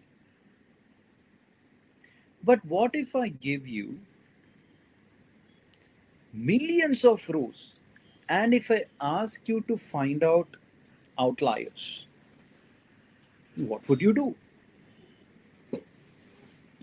How would you find out the outliers? You find out the outliers using something called as box plot.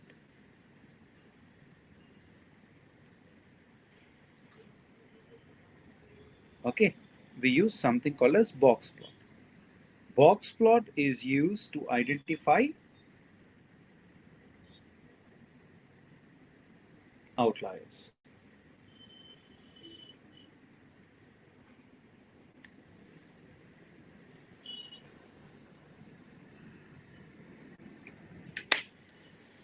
Okay, so how should I type for box plot? You have to type box plot.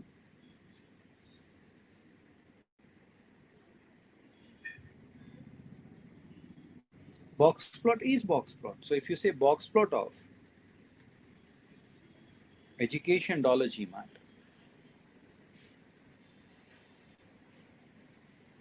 you get a box plot. Now, how do you read this box plot, etc.? Let's understand.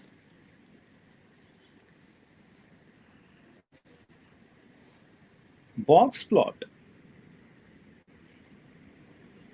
helps you identify the minimum value in the data set. It will help you identify the first quartile or Q1.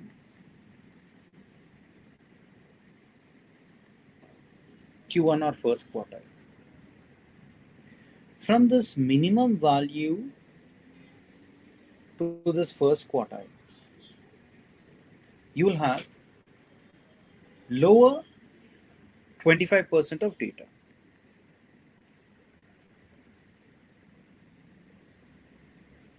Okay, we have over 25% of data. Then this is called as, or this is called as rather Q2 or median.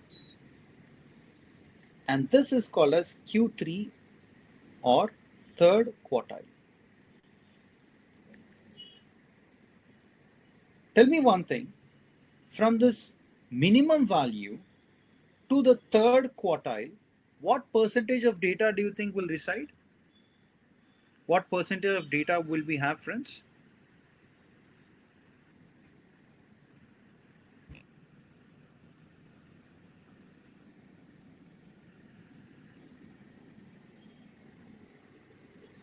Yes, my dear friends. 75, exactly, you're right. 75% of the data would be there from the minimum to third quarter, 3 quarters. If this is the case, then can someone tell me on what percentage of data would you have in this box?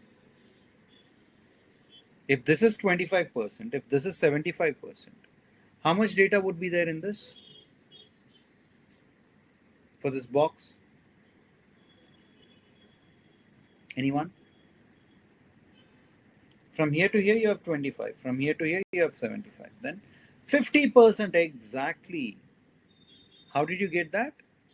It is Q3 minus Q1 and this Q3 minus Q1 is called as interquartile range.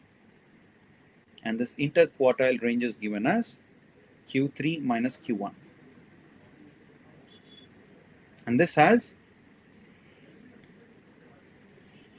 middle 50% of data. And this is your maximum value. And from the maximum value until Q3, you'll have 25% of data. So you have lower 25%, upper 25%, you have middle 50%. And any number which falls below the minimum or above the maximum would be called as outliers. So you have outliers here. How many outliers do you have, friends, here?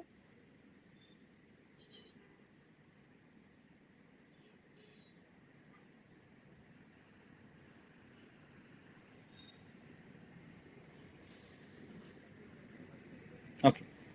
There are outliers, right? That much you know. So let me kind of stop here.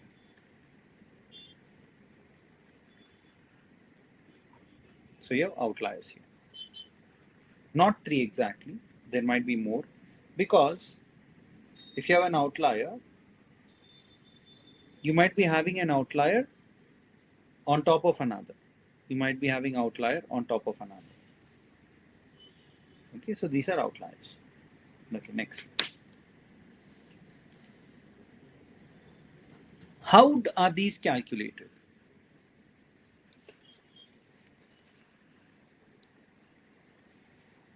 Let me show you. Let me take some numbers. Say you have 2, 8, 16, some numbers I'm just taking, right? 24, right? 32, 18, 16, some numbers. Randomly I'm taking some numbers. Okay, but then numbers should be sorted in a sequence. So let me put 36, 84 in that way. The middle number that you have here would be called as what? Median, which is Q2. That's called as median.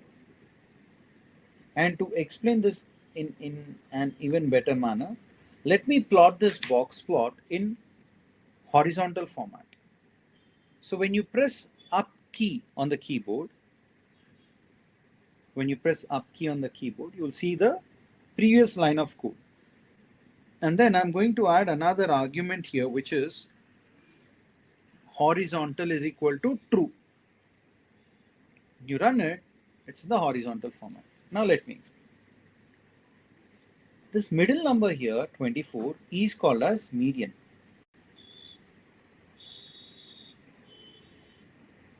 This is your median.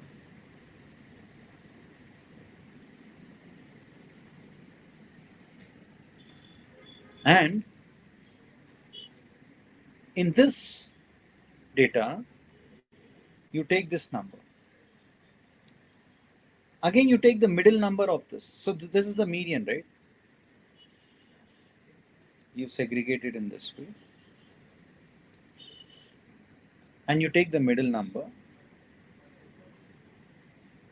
And this middle number here is called as Q1. That's going to be 8. Q1. And this median is Q2. And then from these numbers here, pick the middle number. That would be called as Q3.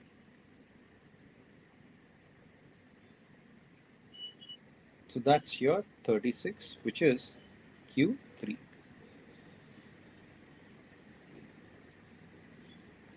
So you have Q1, Q2, and Q3.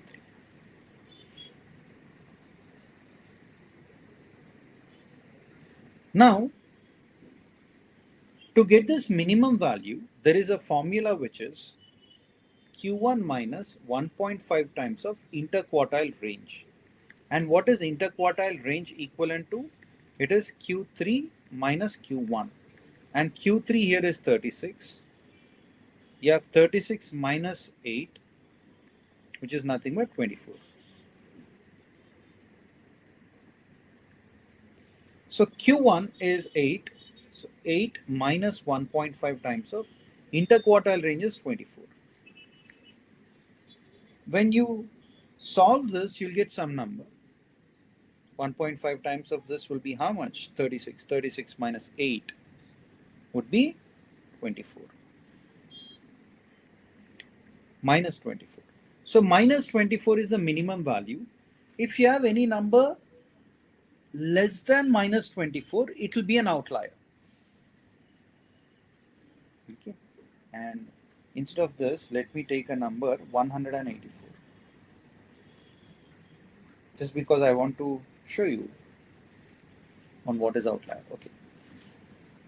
So this is going to give you minimum value. And if you want to calculate the maximum value here, maximum value is given as Q3 plus 1.5 times of interquartile range. Q3 is 36. So it will be 36 plus 1.5 times of interquartile range. Interquartile range is going to be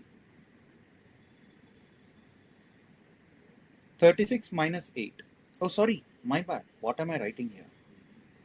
My bad, friends. Sorry, so sorry. Yeah, right. I was actually testing you all on whether you are active or not. Normi and Jaya Krishnan are active. You passed my test. Okay, it's 28. So what will you get?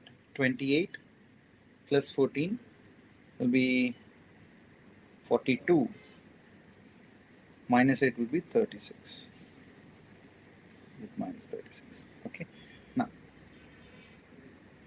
here you have, again, into interquartile range, which is 28.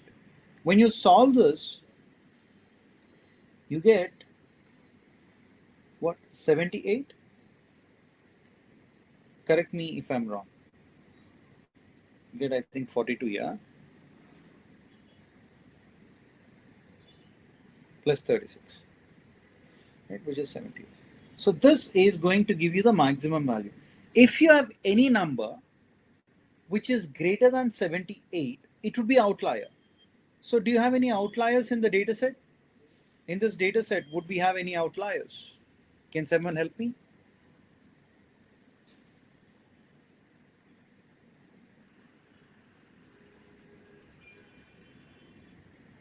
Would we have any outliers, friends, in this? Do you have any number which is greater than 78? Of course, you have 184. This 184 is a number which is greater than 78, and hence it will be called as an outlier.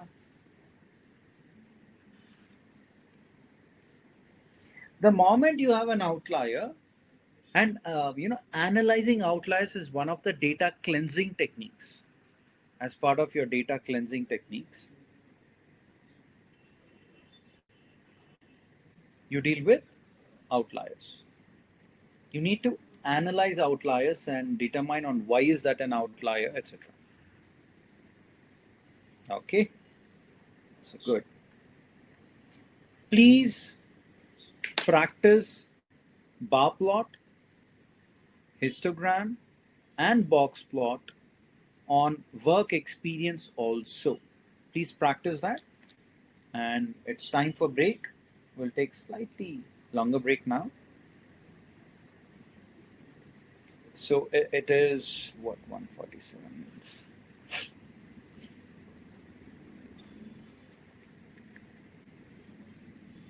Is it 417 over there? Is it 417, friends? I'm sensing so. So let's be back by 4:30, break time. Take a break and come back.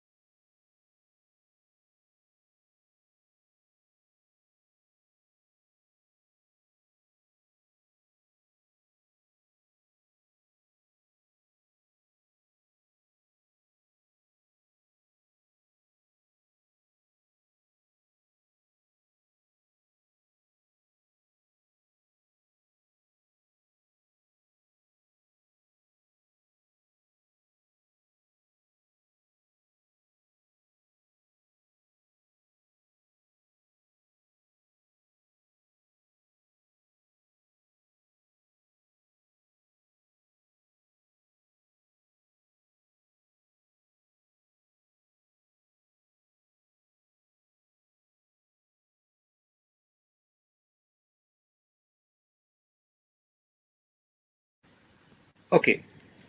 Are you guys able to hear me? Please, can you confirm?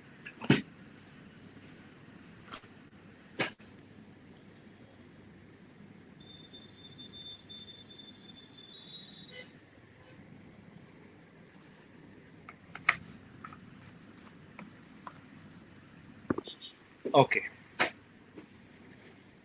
So let's proceed further. All these visualizations, which we have done until now, was done on a single variable. For bar plot, you have done it on a single variable. Histogram was done on a single variable. Box plot was done on a single variable. Okay. All these visualizations, all these visualization plots are being done on a single variable.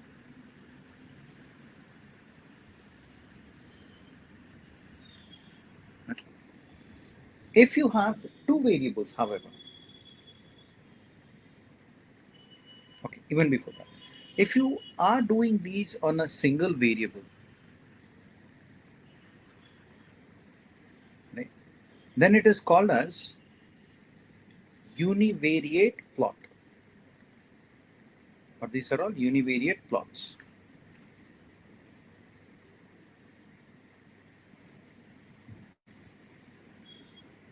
If you have two variables, however, then it is called as bivariate plot.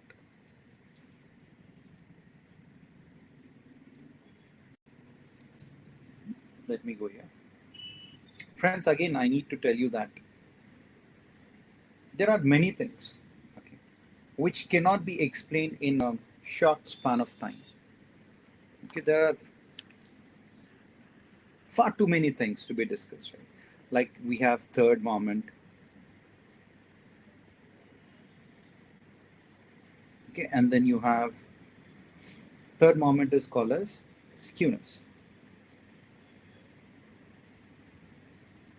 And then you have fourth moment, which is kurtosis. Then you have graphical representation, within which you have univariate plots, bivariate plots, and multivariate plots. And univariate is if you do analysis on a single variable, like your bar plot, histogram, or box plot, are part of univariate. Uni means one, bi means two, tri means three. Okay. So here we have bivariate. Bivariate means two. Let us understand bivariate plot.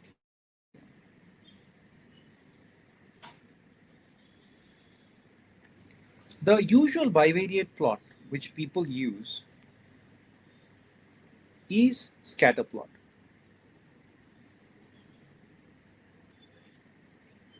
People use scatter plot, which happens to be bivariate plot.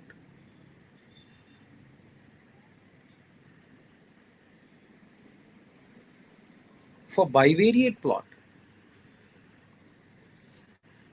you have three things. One is you need to identify direction of the relationship. Second is strength.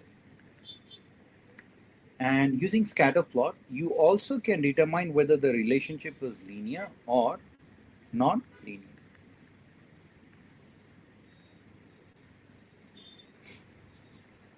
Direction, strength, whether the relationship is linear or non-linear. Just give me a bit, friends. Extremely sorry. Just give me a minute. Extremely sorry. One second.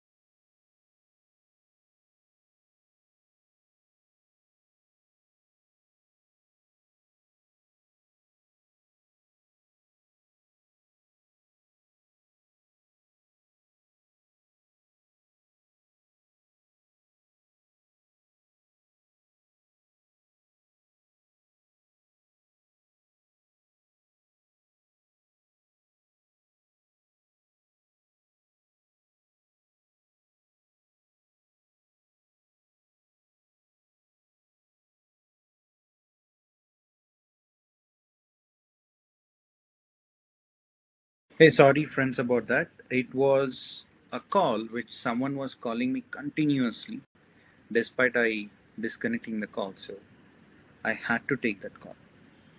Right. Sorry about that.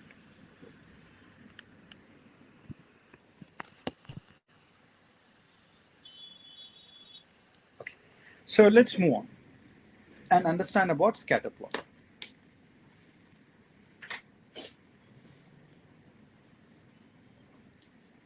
Scatter plot is all about finding the correlation between two variables. Whenever you have two variables and if you want to find the correlation, you use scatter plot. For example,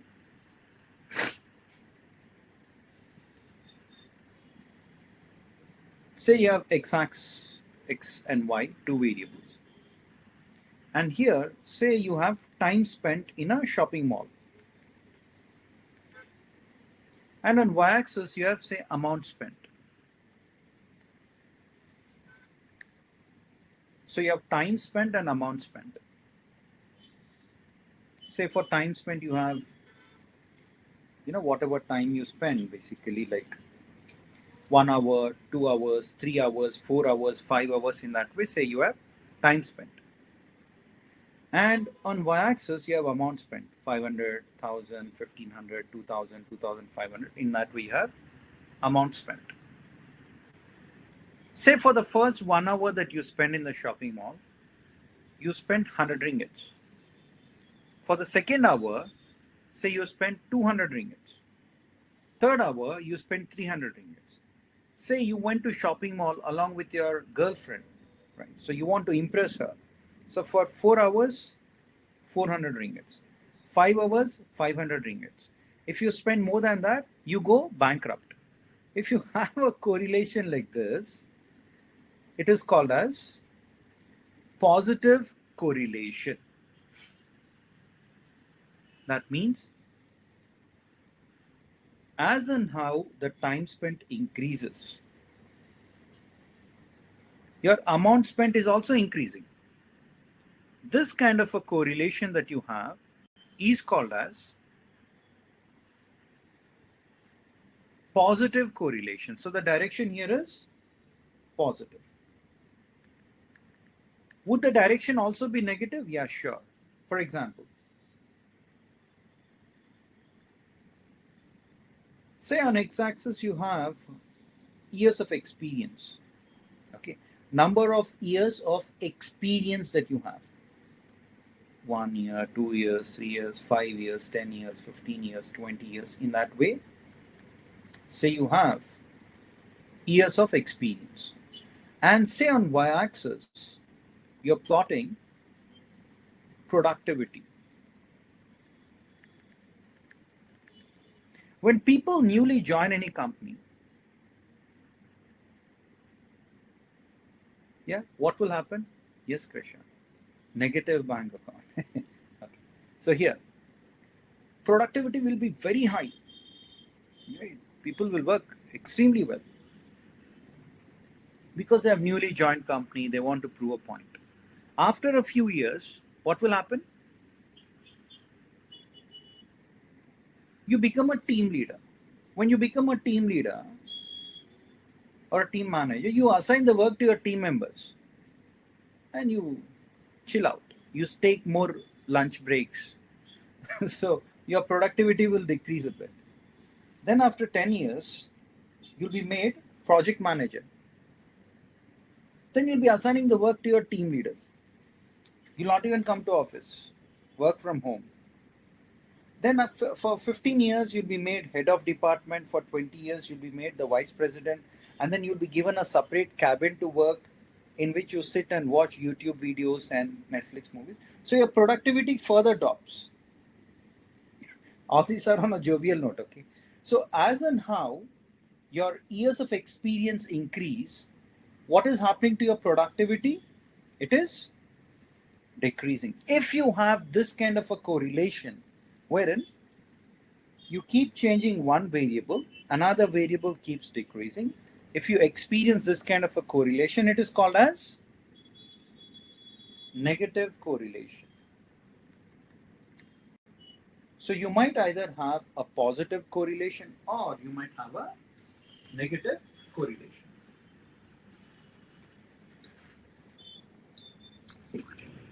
All right. The second thing is about strength.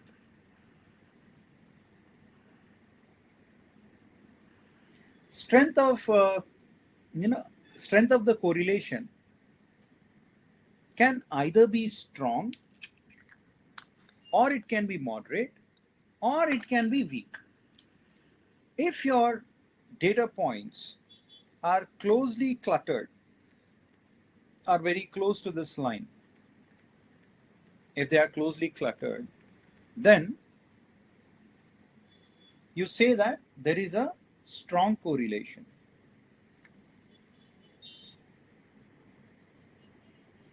If the correlation is slightly wide, slightly wider, then you call it as moderate correlation.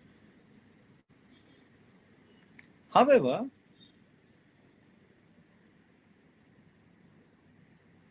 if the correlation is too wide,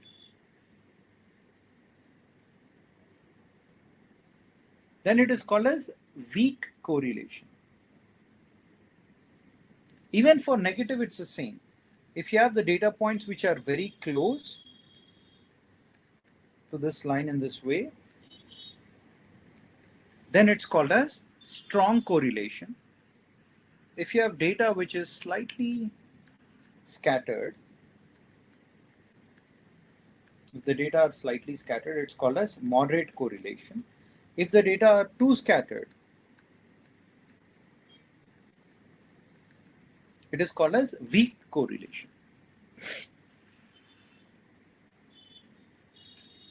And relationship can be linear or non-linear. What does that mean? Let me erase this.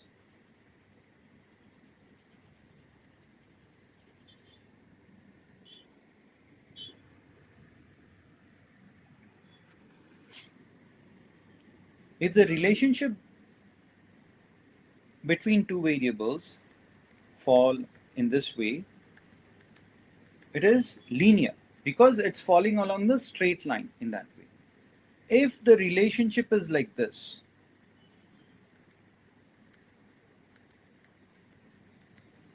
or if the relationship is like this, or if the relationship is like this, it's called as non-linear. Anything which doesn't fall along a straight line is called as non-linear correlation.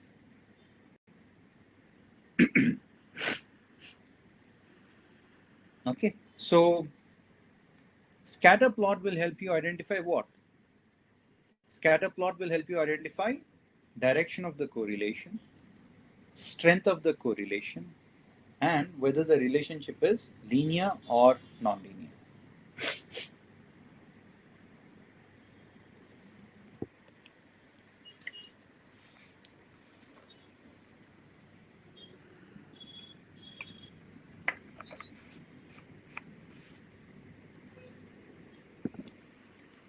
Okay, let's do this. I will do it, and after I do it, I'm going to give you guys access, or I'm going to load that file. Then you can practice. Okay, so let me do that.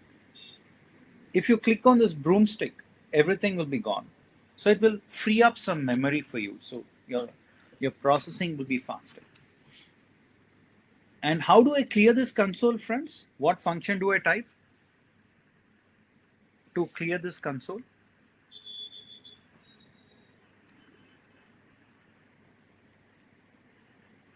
What do I type on my keyboard to clear this console?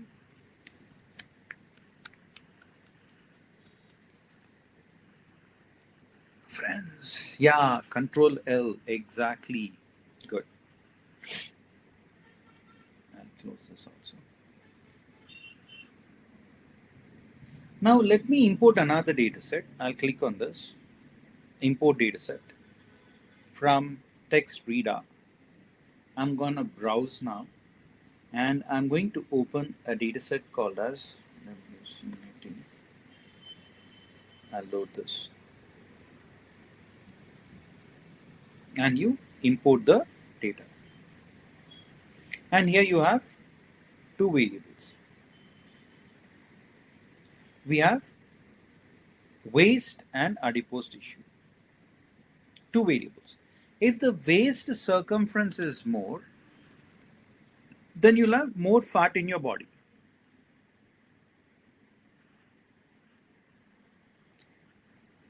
So the adipose tissue is nothing but fat in your body. So you have waist and adipose tissue, which is available. Now let me do a scatter plot. When I say plot of x comma y, WC underscore 80 dollar waist, comma WC underscore 80 dollar 80. When I run this, plot waist and adipose tissue. When I run this, you'll see a plot here, scatter plot.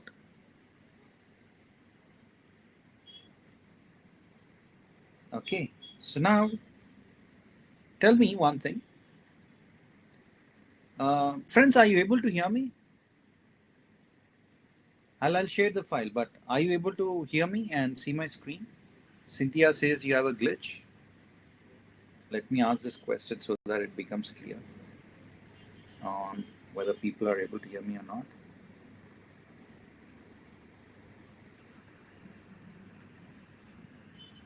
Please, can you respond to this?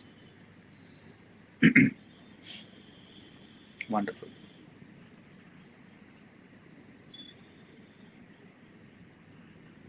Okay, perfect. So let's proceed further. Okay, fine. But you're able to understand, right? You're able to understand and you're able to do it, right?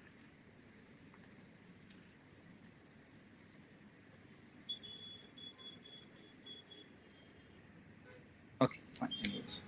So here, by looking at this scatter plot, tell me what is the direction of the relationship? Is the direction positive or negative? By looking at the scatter plot, can you please comment?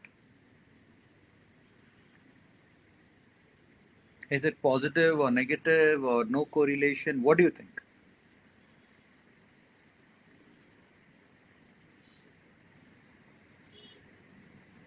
Positive correlation. What does that mean? As and how the waist circumference increases, your adipose tissue value also increases. So it's like that.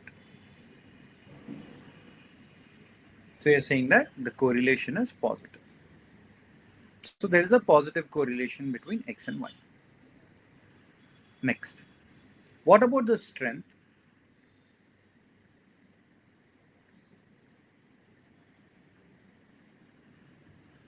Is the strength strong or moderate or weak? What do you think?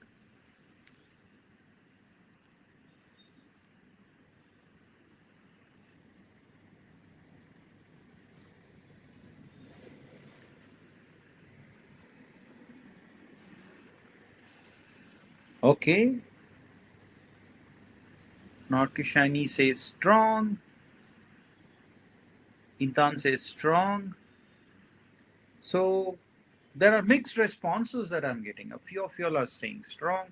A few of y'all are saying moderate. So absolutely, that is right. So it is subjective. What do you mean by subjective? For a few people, you might feel that this is strong. A few people, you might feel that it is moderate.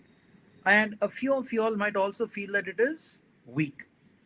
That's called as subjective. So we need to bring in an objective measure to measure the strength. And what would that objective measure be? We'll discuss. In a moment, we shall discuss. The third thing which your scatter plot will help you understand is whether the relationship is linear or Non-linear. Yeah. What is a relationship, friends? Is it linear or non-linear? Linear means straight. Non-linear means curves. What do you think? Is a relationship linear or non-linear? Linear, right? Because the data points are falling along the straight line. It's by no means like this, right? So it's called as linear. Fine. So you could make out these three things. Now, the next thing is with respect to strength. We measure the strength objectively using a measure called as correlation coefficient value.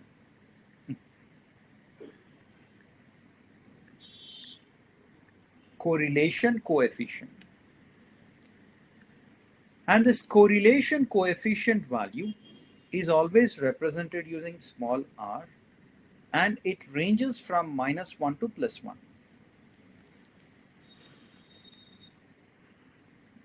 Okay, and you always take modulus of r, and if modulus of r is greater than 0.85, you say that there is a strong correlation.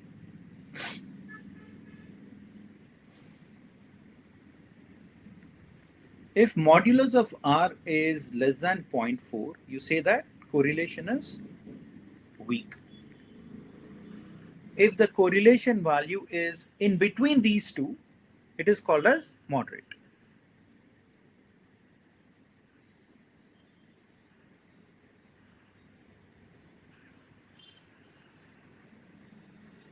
Okay, if the correlation is in between these two, it is called as moderate. Okay. If you have R value as -0.9, what is the direction of the correlation? Positive or negative in this scenario? What do you think will be the direction? Will it be positive or negative? Yep. Negative, exactly. Direction will be negative because you have a minus sign. How about the strength? Is the strength going to be positive or moderate or weak? What do you think? To determine strength, you take modulus of R. If you take modulus of -0.9, you get 0.9.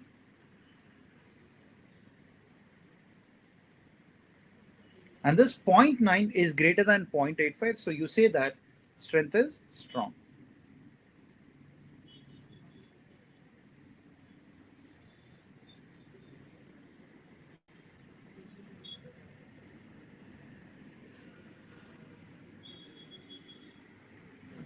Okay.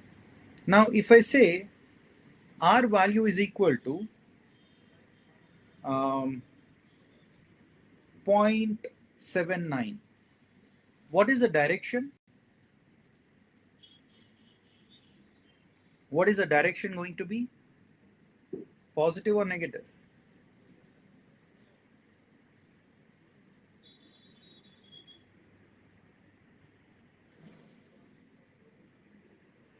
Positive, exactly. How about the strength? What about the strength?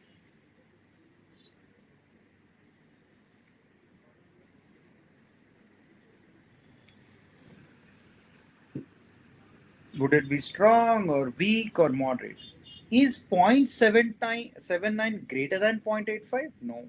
Is it less than 0.5, 0.4? No.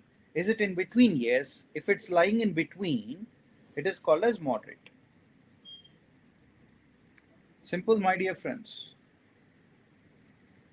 You have 0.4. If the R value is less than 0.4, you say it is weak. And you have 0.85. If you have a value greater than 0.85, it is called as strong. And the values which lie in between would be moderate.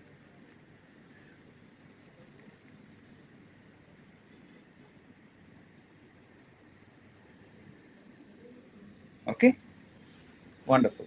So in order to do correlation coefficient, you just say correlation of waste and adipose tissue. And you get 0.81. Now tell me, comment about the strength and direction, please. Comment about direction and strength. What is the direction and what is the strength?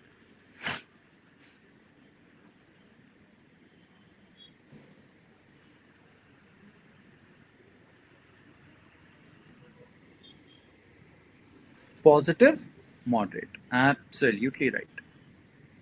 So you all are clear with this also. So do this, friends. I'm going to attach this dataset on um, webinar jam on our link. Download that and do scatter plot and correlation coefficient, please. So let me go to files. Let me add a new file. This is WC80.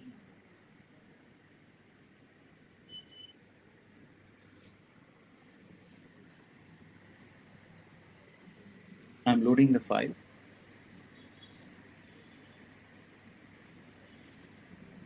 I'm sharing it. Please go for it, friends. I'll give you 5 minutes time to quickly run this. Take 5 minutes and quickly run this. Download the file and execute this. 5 minutes.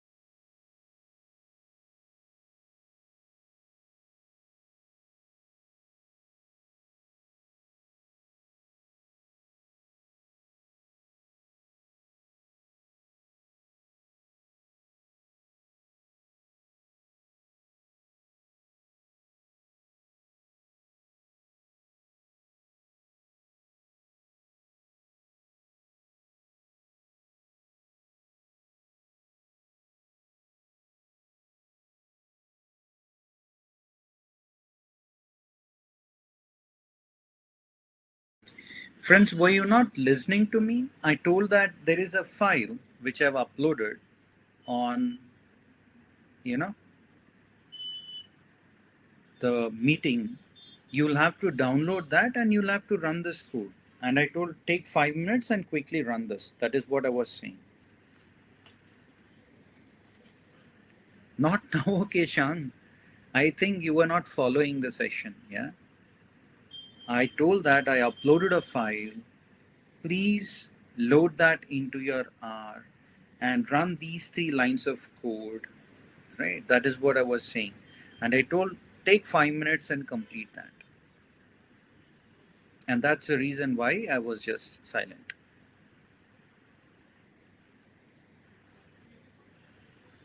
Okay. So I'll wait for another 1 minute and please complete, friends.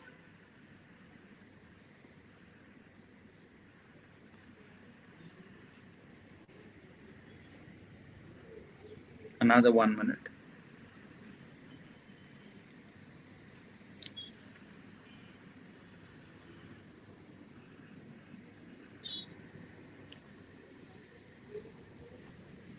Yeah.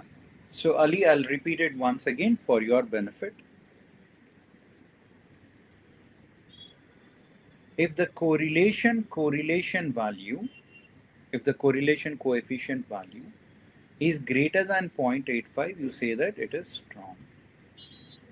If the correlation coefficient value is less than 0.4, you say that it is weak. And if the correlation coefficient value lies in between, it is called as moderate. Clear, Ali? Ali, is that clear?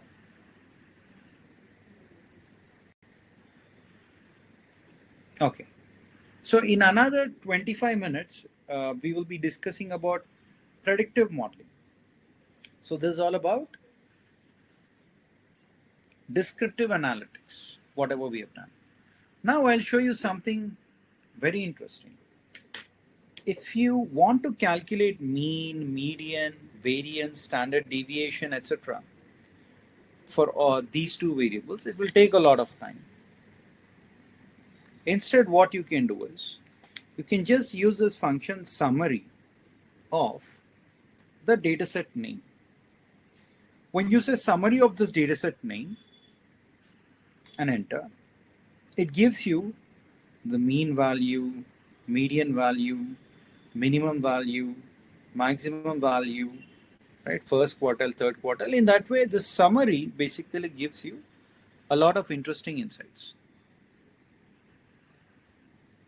Just using one simple function, you can calculate all of these various measures. Next.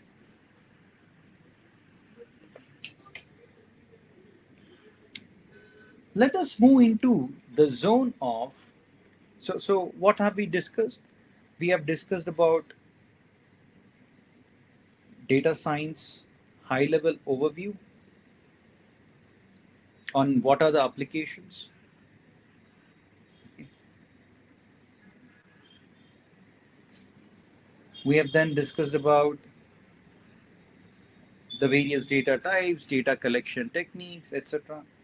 And then we have gone into exploratory data analysis, which is also called as descriptive statistics, in which we have looked at first moment, second moment, and graphical representations. And when you have outliers, you deal with those outliers. It's part of your data cleansing. Of course, there are elaborate list of techniques. We are not discussing everything, but we are discussing majority of things. And then now we will move on to discuss about predictive analytics. And we'll discuss about a very simple technique within this, which is called as linear regression.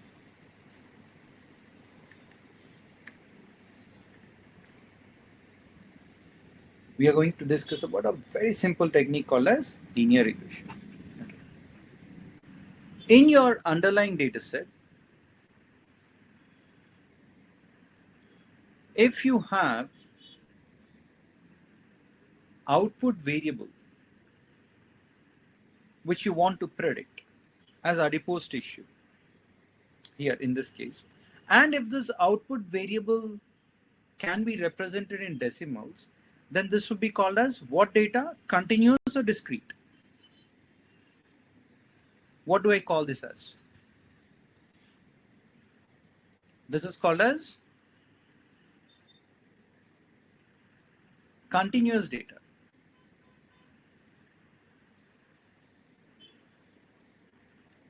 If something can be represented in decimal format, it is continuous data.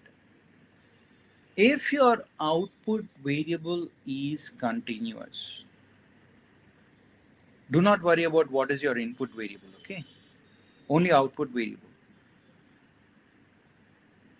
If your output variable is continuous, okay, then you apply a technique called as linear regression.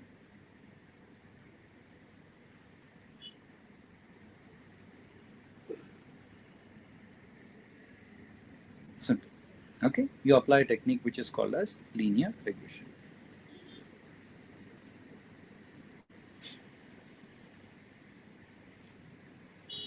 So we are going to, this is continuous anyways. And if you have a single input, here you have a single input, which is waist circumference, it's a one input. Then this technique is called as simple linear regression.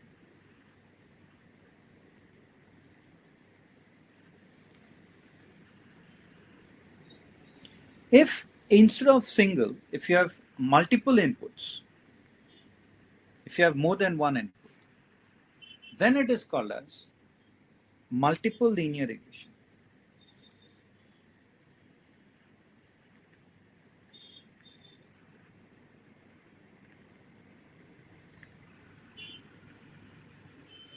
If you have a single input to deal with, it's simple linear regression. And if you have multiple inputs, then you apply multiple linear regression.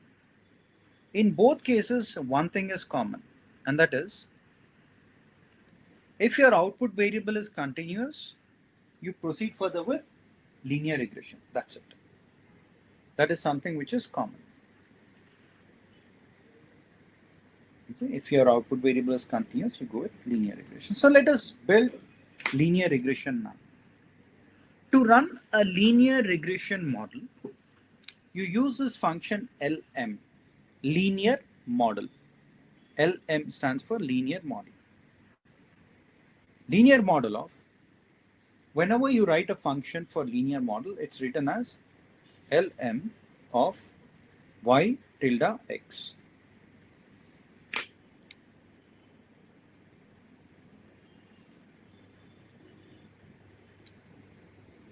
So you have y. Y is nothing but WC underscore 80 dollar adipose tissue. That's your output, comma, input is waist circumference. So you're taking your output and input. And then when you run this model, you get an output. Oh, sorry, my bad. Y tilde. I put comma, my bad. It is y tilde x. Okay. And then, for now, we'll be discussing only this, Cynthia. If you have non-linear data, you make it linear, or you have various techniques such as support vector machine, neural network. Okay, you have ensemble techniques, you have various other techniques.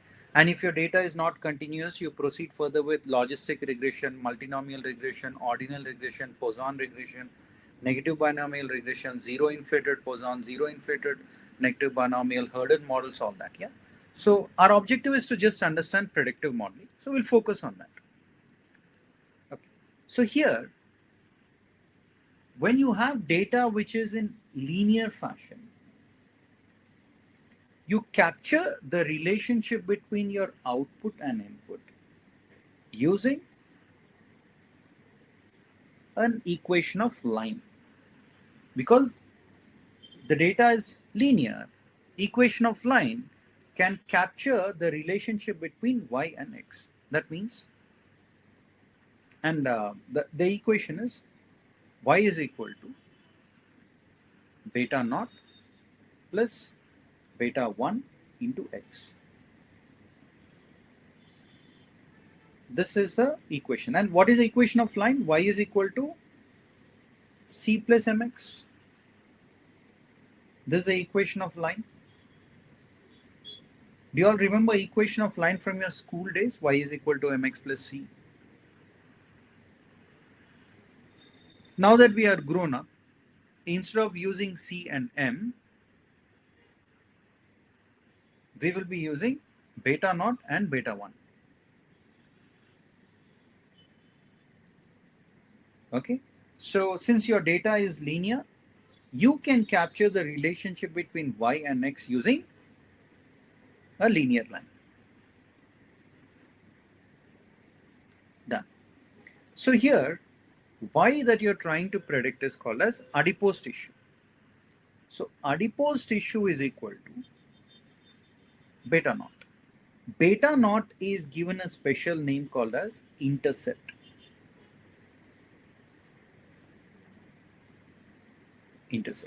And both of these put together are given names such as coefficient values, or these two put together are also called as parameters, or these two put together are also called as estimates. All mean the same.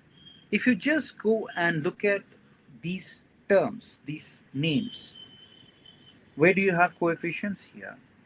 Beta naught is called as intercept. Where do you have intercept? Here. That's it. So y is adipose tissue is equal to beta naught is intercept, which is minus 215.981. So you write it as minus 215.981 plus this is beta 1, 3.459 into your input here is waist circumference. So you say into waist.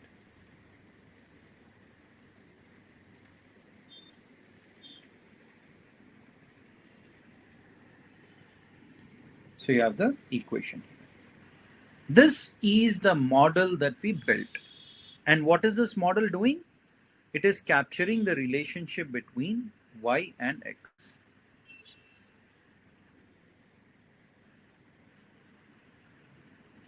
Y is adipose tissue, x is waist circumference.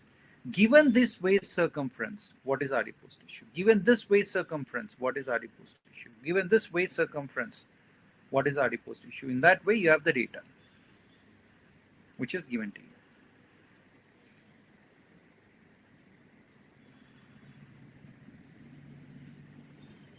Okay.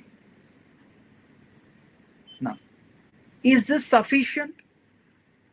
From the predictive modeling perspective, not really. We have to do and we can do many things. For example, I would just say model, and this is the assignment operator, or you can say equal to, whatever you like. If you like equal to, you can put equal to linear model of WC80 $80. So y tilde x.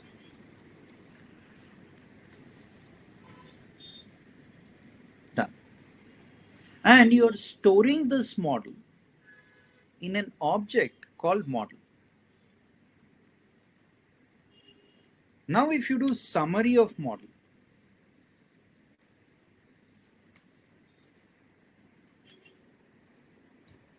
you get the output. Don't worry too much about this, okay, about the output that you see. So here, y is equal to beta naught plus beta 1 x. What is the name given to both these beta naught and beta 1? What is the name given, friends? Can you tell me what are the various names? And let me post a poll question. Let me go to polls. Let me reset. Let me add a new poll. And the new poll question here is,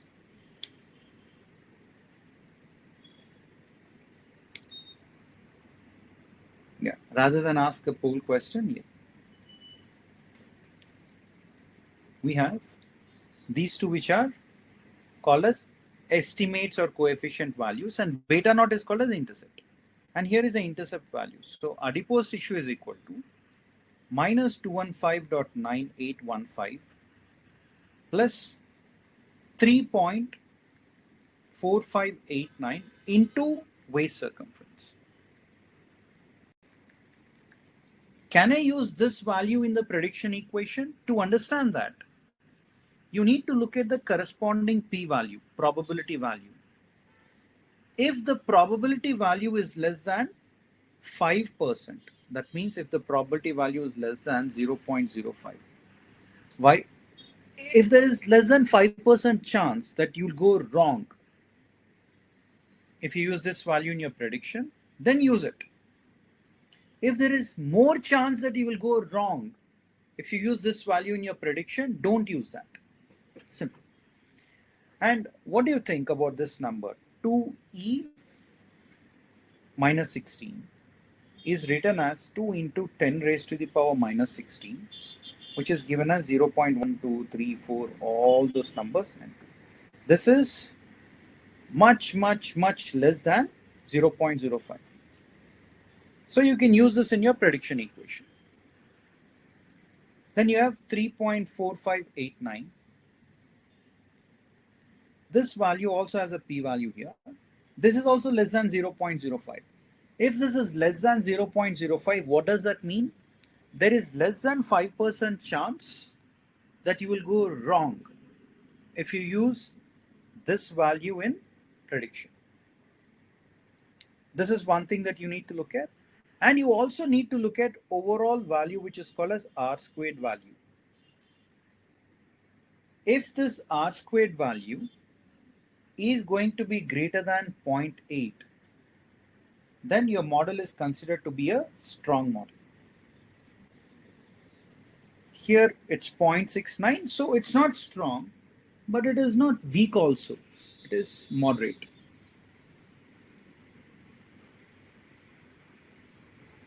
Of course, there are many things, but humanly it is not possible to learn all of these things just in 3 hours or so. So data sets are stored, shared with you. You might want to go through this, and I'll quickly get to the surprising part of it for you guys, and I'll then take your questions. Okay. Because I think it's heavy now for you guys. I'm sure I can make out because the count is dropping. All right.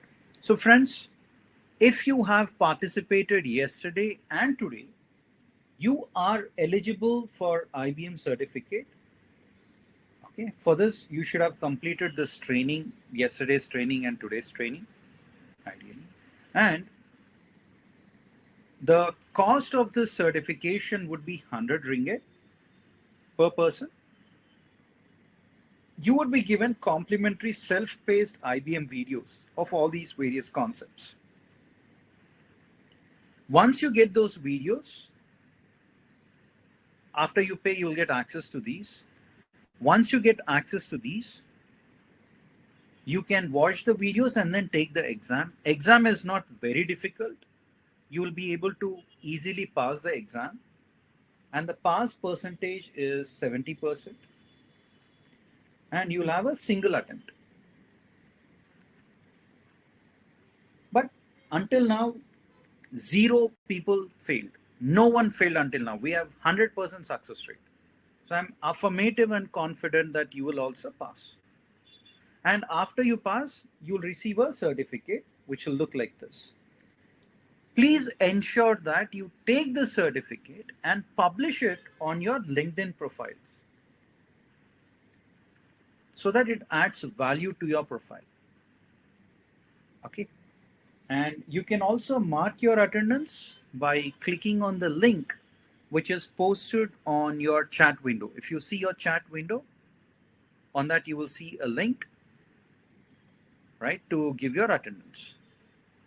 And that link will be active at 5:15. Okay, in between 5:15 to 6 p.m. So that means 5:15 means, yeah, it's active now, affirmatively, right? It's active, yes. You can start accessing that. If you want to make payment towards 100 ringgits, the payment link is also posted on your chat window. You can use your debit card, credit card, Boost, Touch and Go, FPX, choice is yours. Okay, and we are going to we are going to track your attendance behind the scenes. And within 2 to 3 working days, you would receive the credentials on your email and you can take the exam. Next, annual scholarship. Friends, before I go to annual scholarship program, let me tell you that we take great pride that with Innodatatics, which is a USA-based analytics consulting firm, every year we conduct this scholarship program, every year. And this time we have thought of, giving some benefits to the college professors also, college university professors. How? You refer your students for the Jumpstart Scholarship Program, get them future ready, let them study these futuristic programs, and you can reap the cash rewards up to 3,000 ringgits. And welcome to Jumpstart Scholarship Program. This is the 3rd year that we are running here in Malaysia. Globally, we have been running this program since long. And these are the benefits, friends, nothing like that. So we have data science program, and the usual cost is 4,900 ringgit, and you'd be given this for 980 ringgits. Digital marketing, just 640 ringgits from 3,200. Python programming, it's down from 1,000 ringgits to 200 ringgits. AI and deep learning is down to 4,400 ringgits. Internet of Things is down to 600 ringgits. If you want to enroll for one, sure. If you want to enroll for 2, you can. Choice is yours. In the previous scholarship programs, there were a few students who enrolled for all the programs. Okay, so up to 80% grant is what you would get. All right. Yeah, towards the end, you will receive a certificate also for the courses, for all of these courses. So these are the bunch of benefits. So I repeat, one is IBM. If you want to enroll, the links are posted on your chat window. Okay, you need to pay 100 ringgits and then you'll qualify for this. If not, if you're a college professor or a lecturer, or if you're working with any university, you just need to refer your students and you'll reap the cash rewards up to 3,000 ringgits. And for scholarship program, you can make the payment anytime. In the sense, there'll be some deadline, I'm not sure. It is first come, first basis. Right? And it's first come, first served basis. So we have limited scholarships that we can offer. Exact count of how many scholarships we have, those details, our team will communicate with you. And Cynthia has a question, how I want to pay RM100 for certification. So Cynthia, we have posted something on the chat window here, right here, which says you can make the payment here on this link. So I'm going to copy paste it once again. There you go. All right. So you can click on this and make the payment towards IBM if you are interested in. But that will add huge value, trust me on that. It will add its own huge value because it's coming directly from Big Data University. All those things would be given. Okay. And issued by 360DigiTMG in collaboration with IBM. So you will certainly reap benefits. Okay, then this is for our scholarship program. Please make best use of this. I think over 100 students is what we have given last time, a scholarship program. 100 people, I think, we onboarded, but a lot of people applied. We didn't take them. We restricted it to 100. This time also, that is the same thing that we will do because we have limited amount for our scholarship. This is the way we give it back to the society. Sure. Our team is going to share with you all over email. Yeah. So you would be given access, Roger. You will be given username and password. You need to connect to that. You watch all the recorded videos and then take the exam at your own time.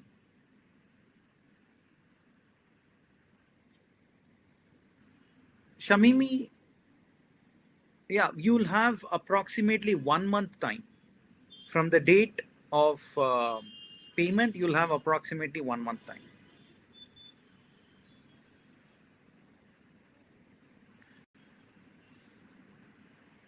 No, there is no fixed exam date, Michelle. You can take it whenever you're ready. Okay, whenever you're ready, you can. Attendance link is posted. It is there on the sticky note. Let me show you that. Attendance is given here on the sticky note. You just need to click on the link here and then you can give the attendance.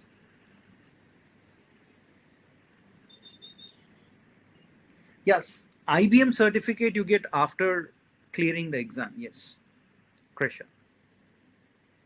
Exam does not have any due date. You can take it in a month.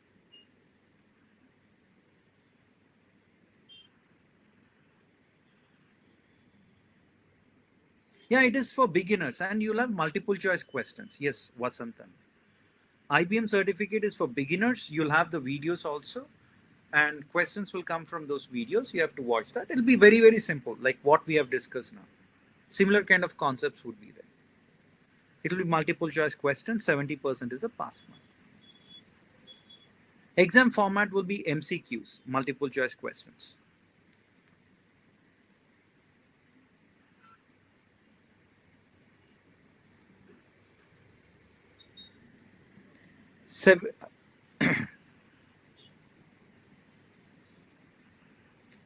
No, it will be all subjective, Mohammed. It will be all subjective.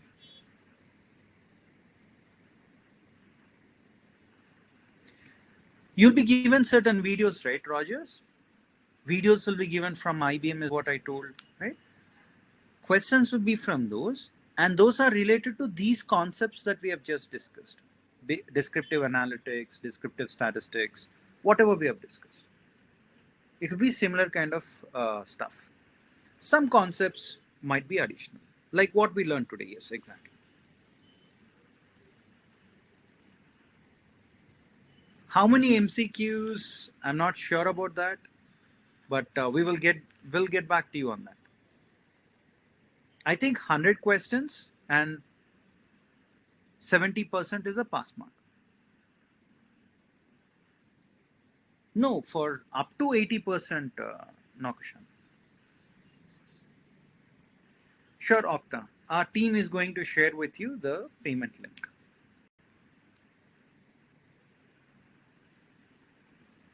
And we will also have one exam preparation session, and we will let you know on the date for the exam preparation.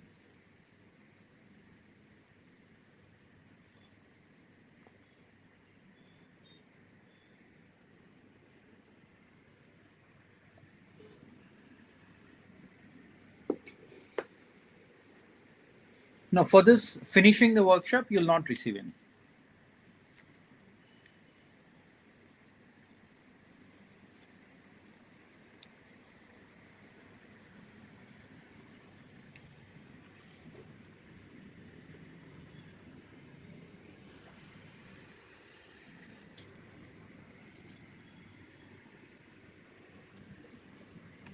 Yeah, it'll be time-based, Musa.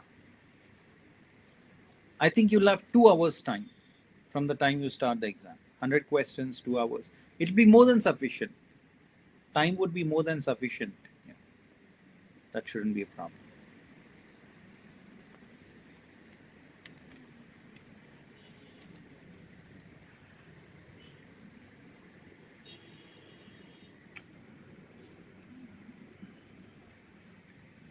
Any other questions, friends, that you have?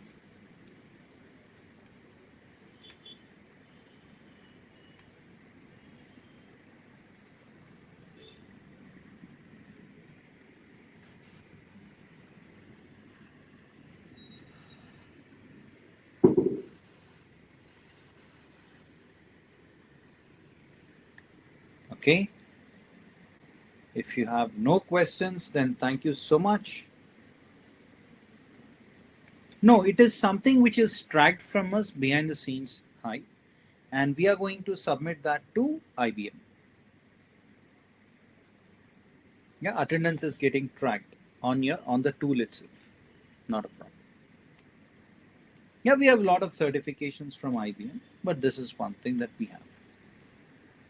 All the other certifications are associated with the different programs that you take. If you take data science, you'll have a certificate from IBM directly. Python also, for AI and deep learning, IoT, for all of these things. No. Before the exam, you have to pay, Krisha. Not after the exam. Because we need to give you access, right, to the videos. Okay. Yeah, IBM videos, you can avail that YW, but not these videos. And thank you so much, friends. Yes. So up to 80% grant, and you have an opportunity to, refer your students and also get up to 3,000. Yeah. All right, friends. Thank you so much, and enjoy your evening.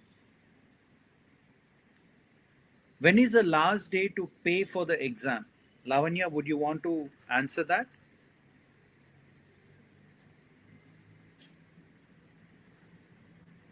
When is the last day to pay for the exam is a question. Yeah. Thank you all, my dear friends.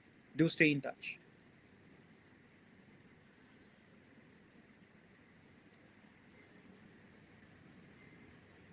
Today until midnight, you can do the payment, friends.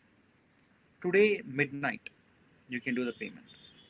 Yeah. Thank you. It was a real pleasure interacting with you all. Thank you all, my dear friends.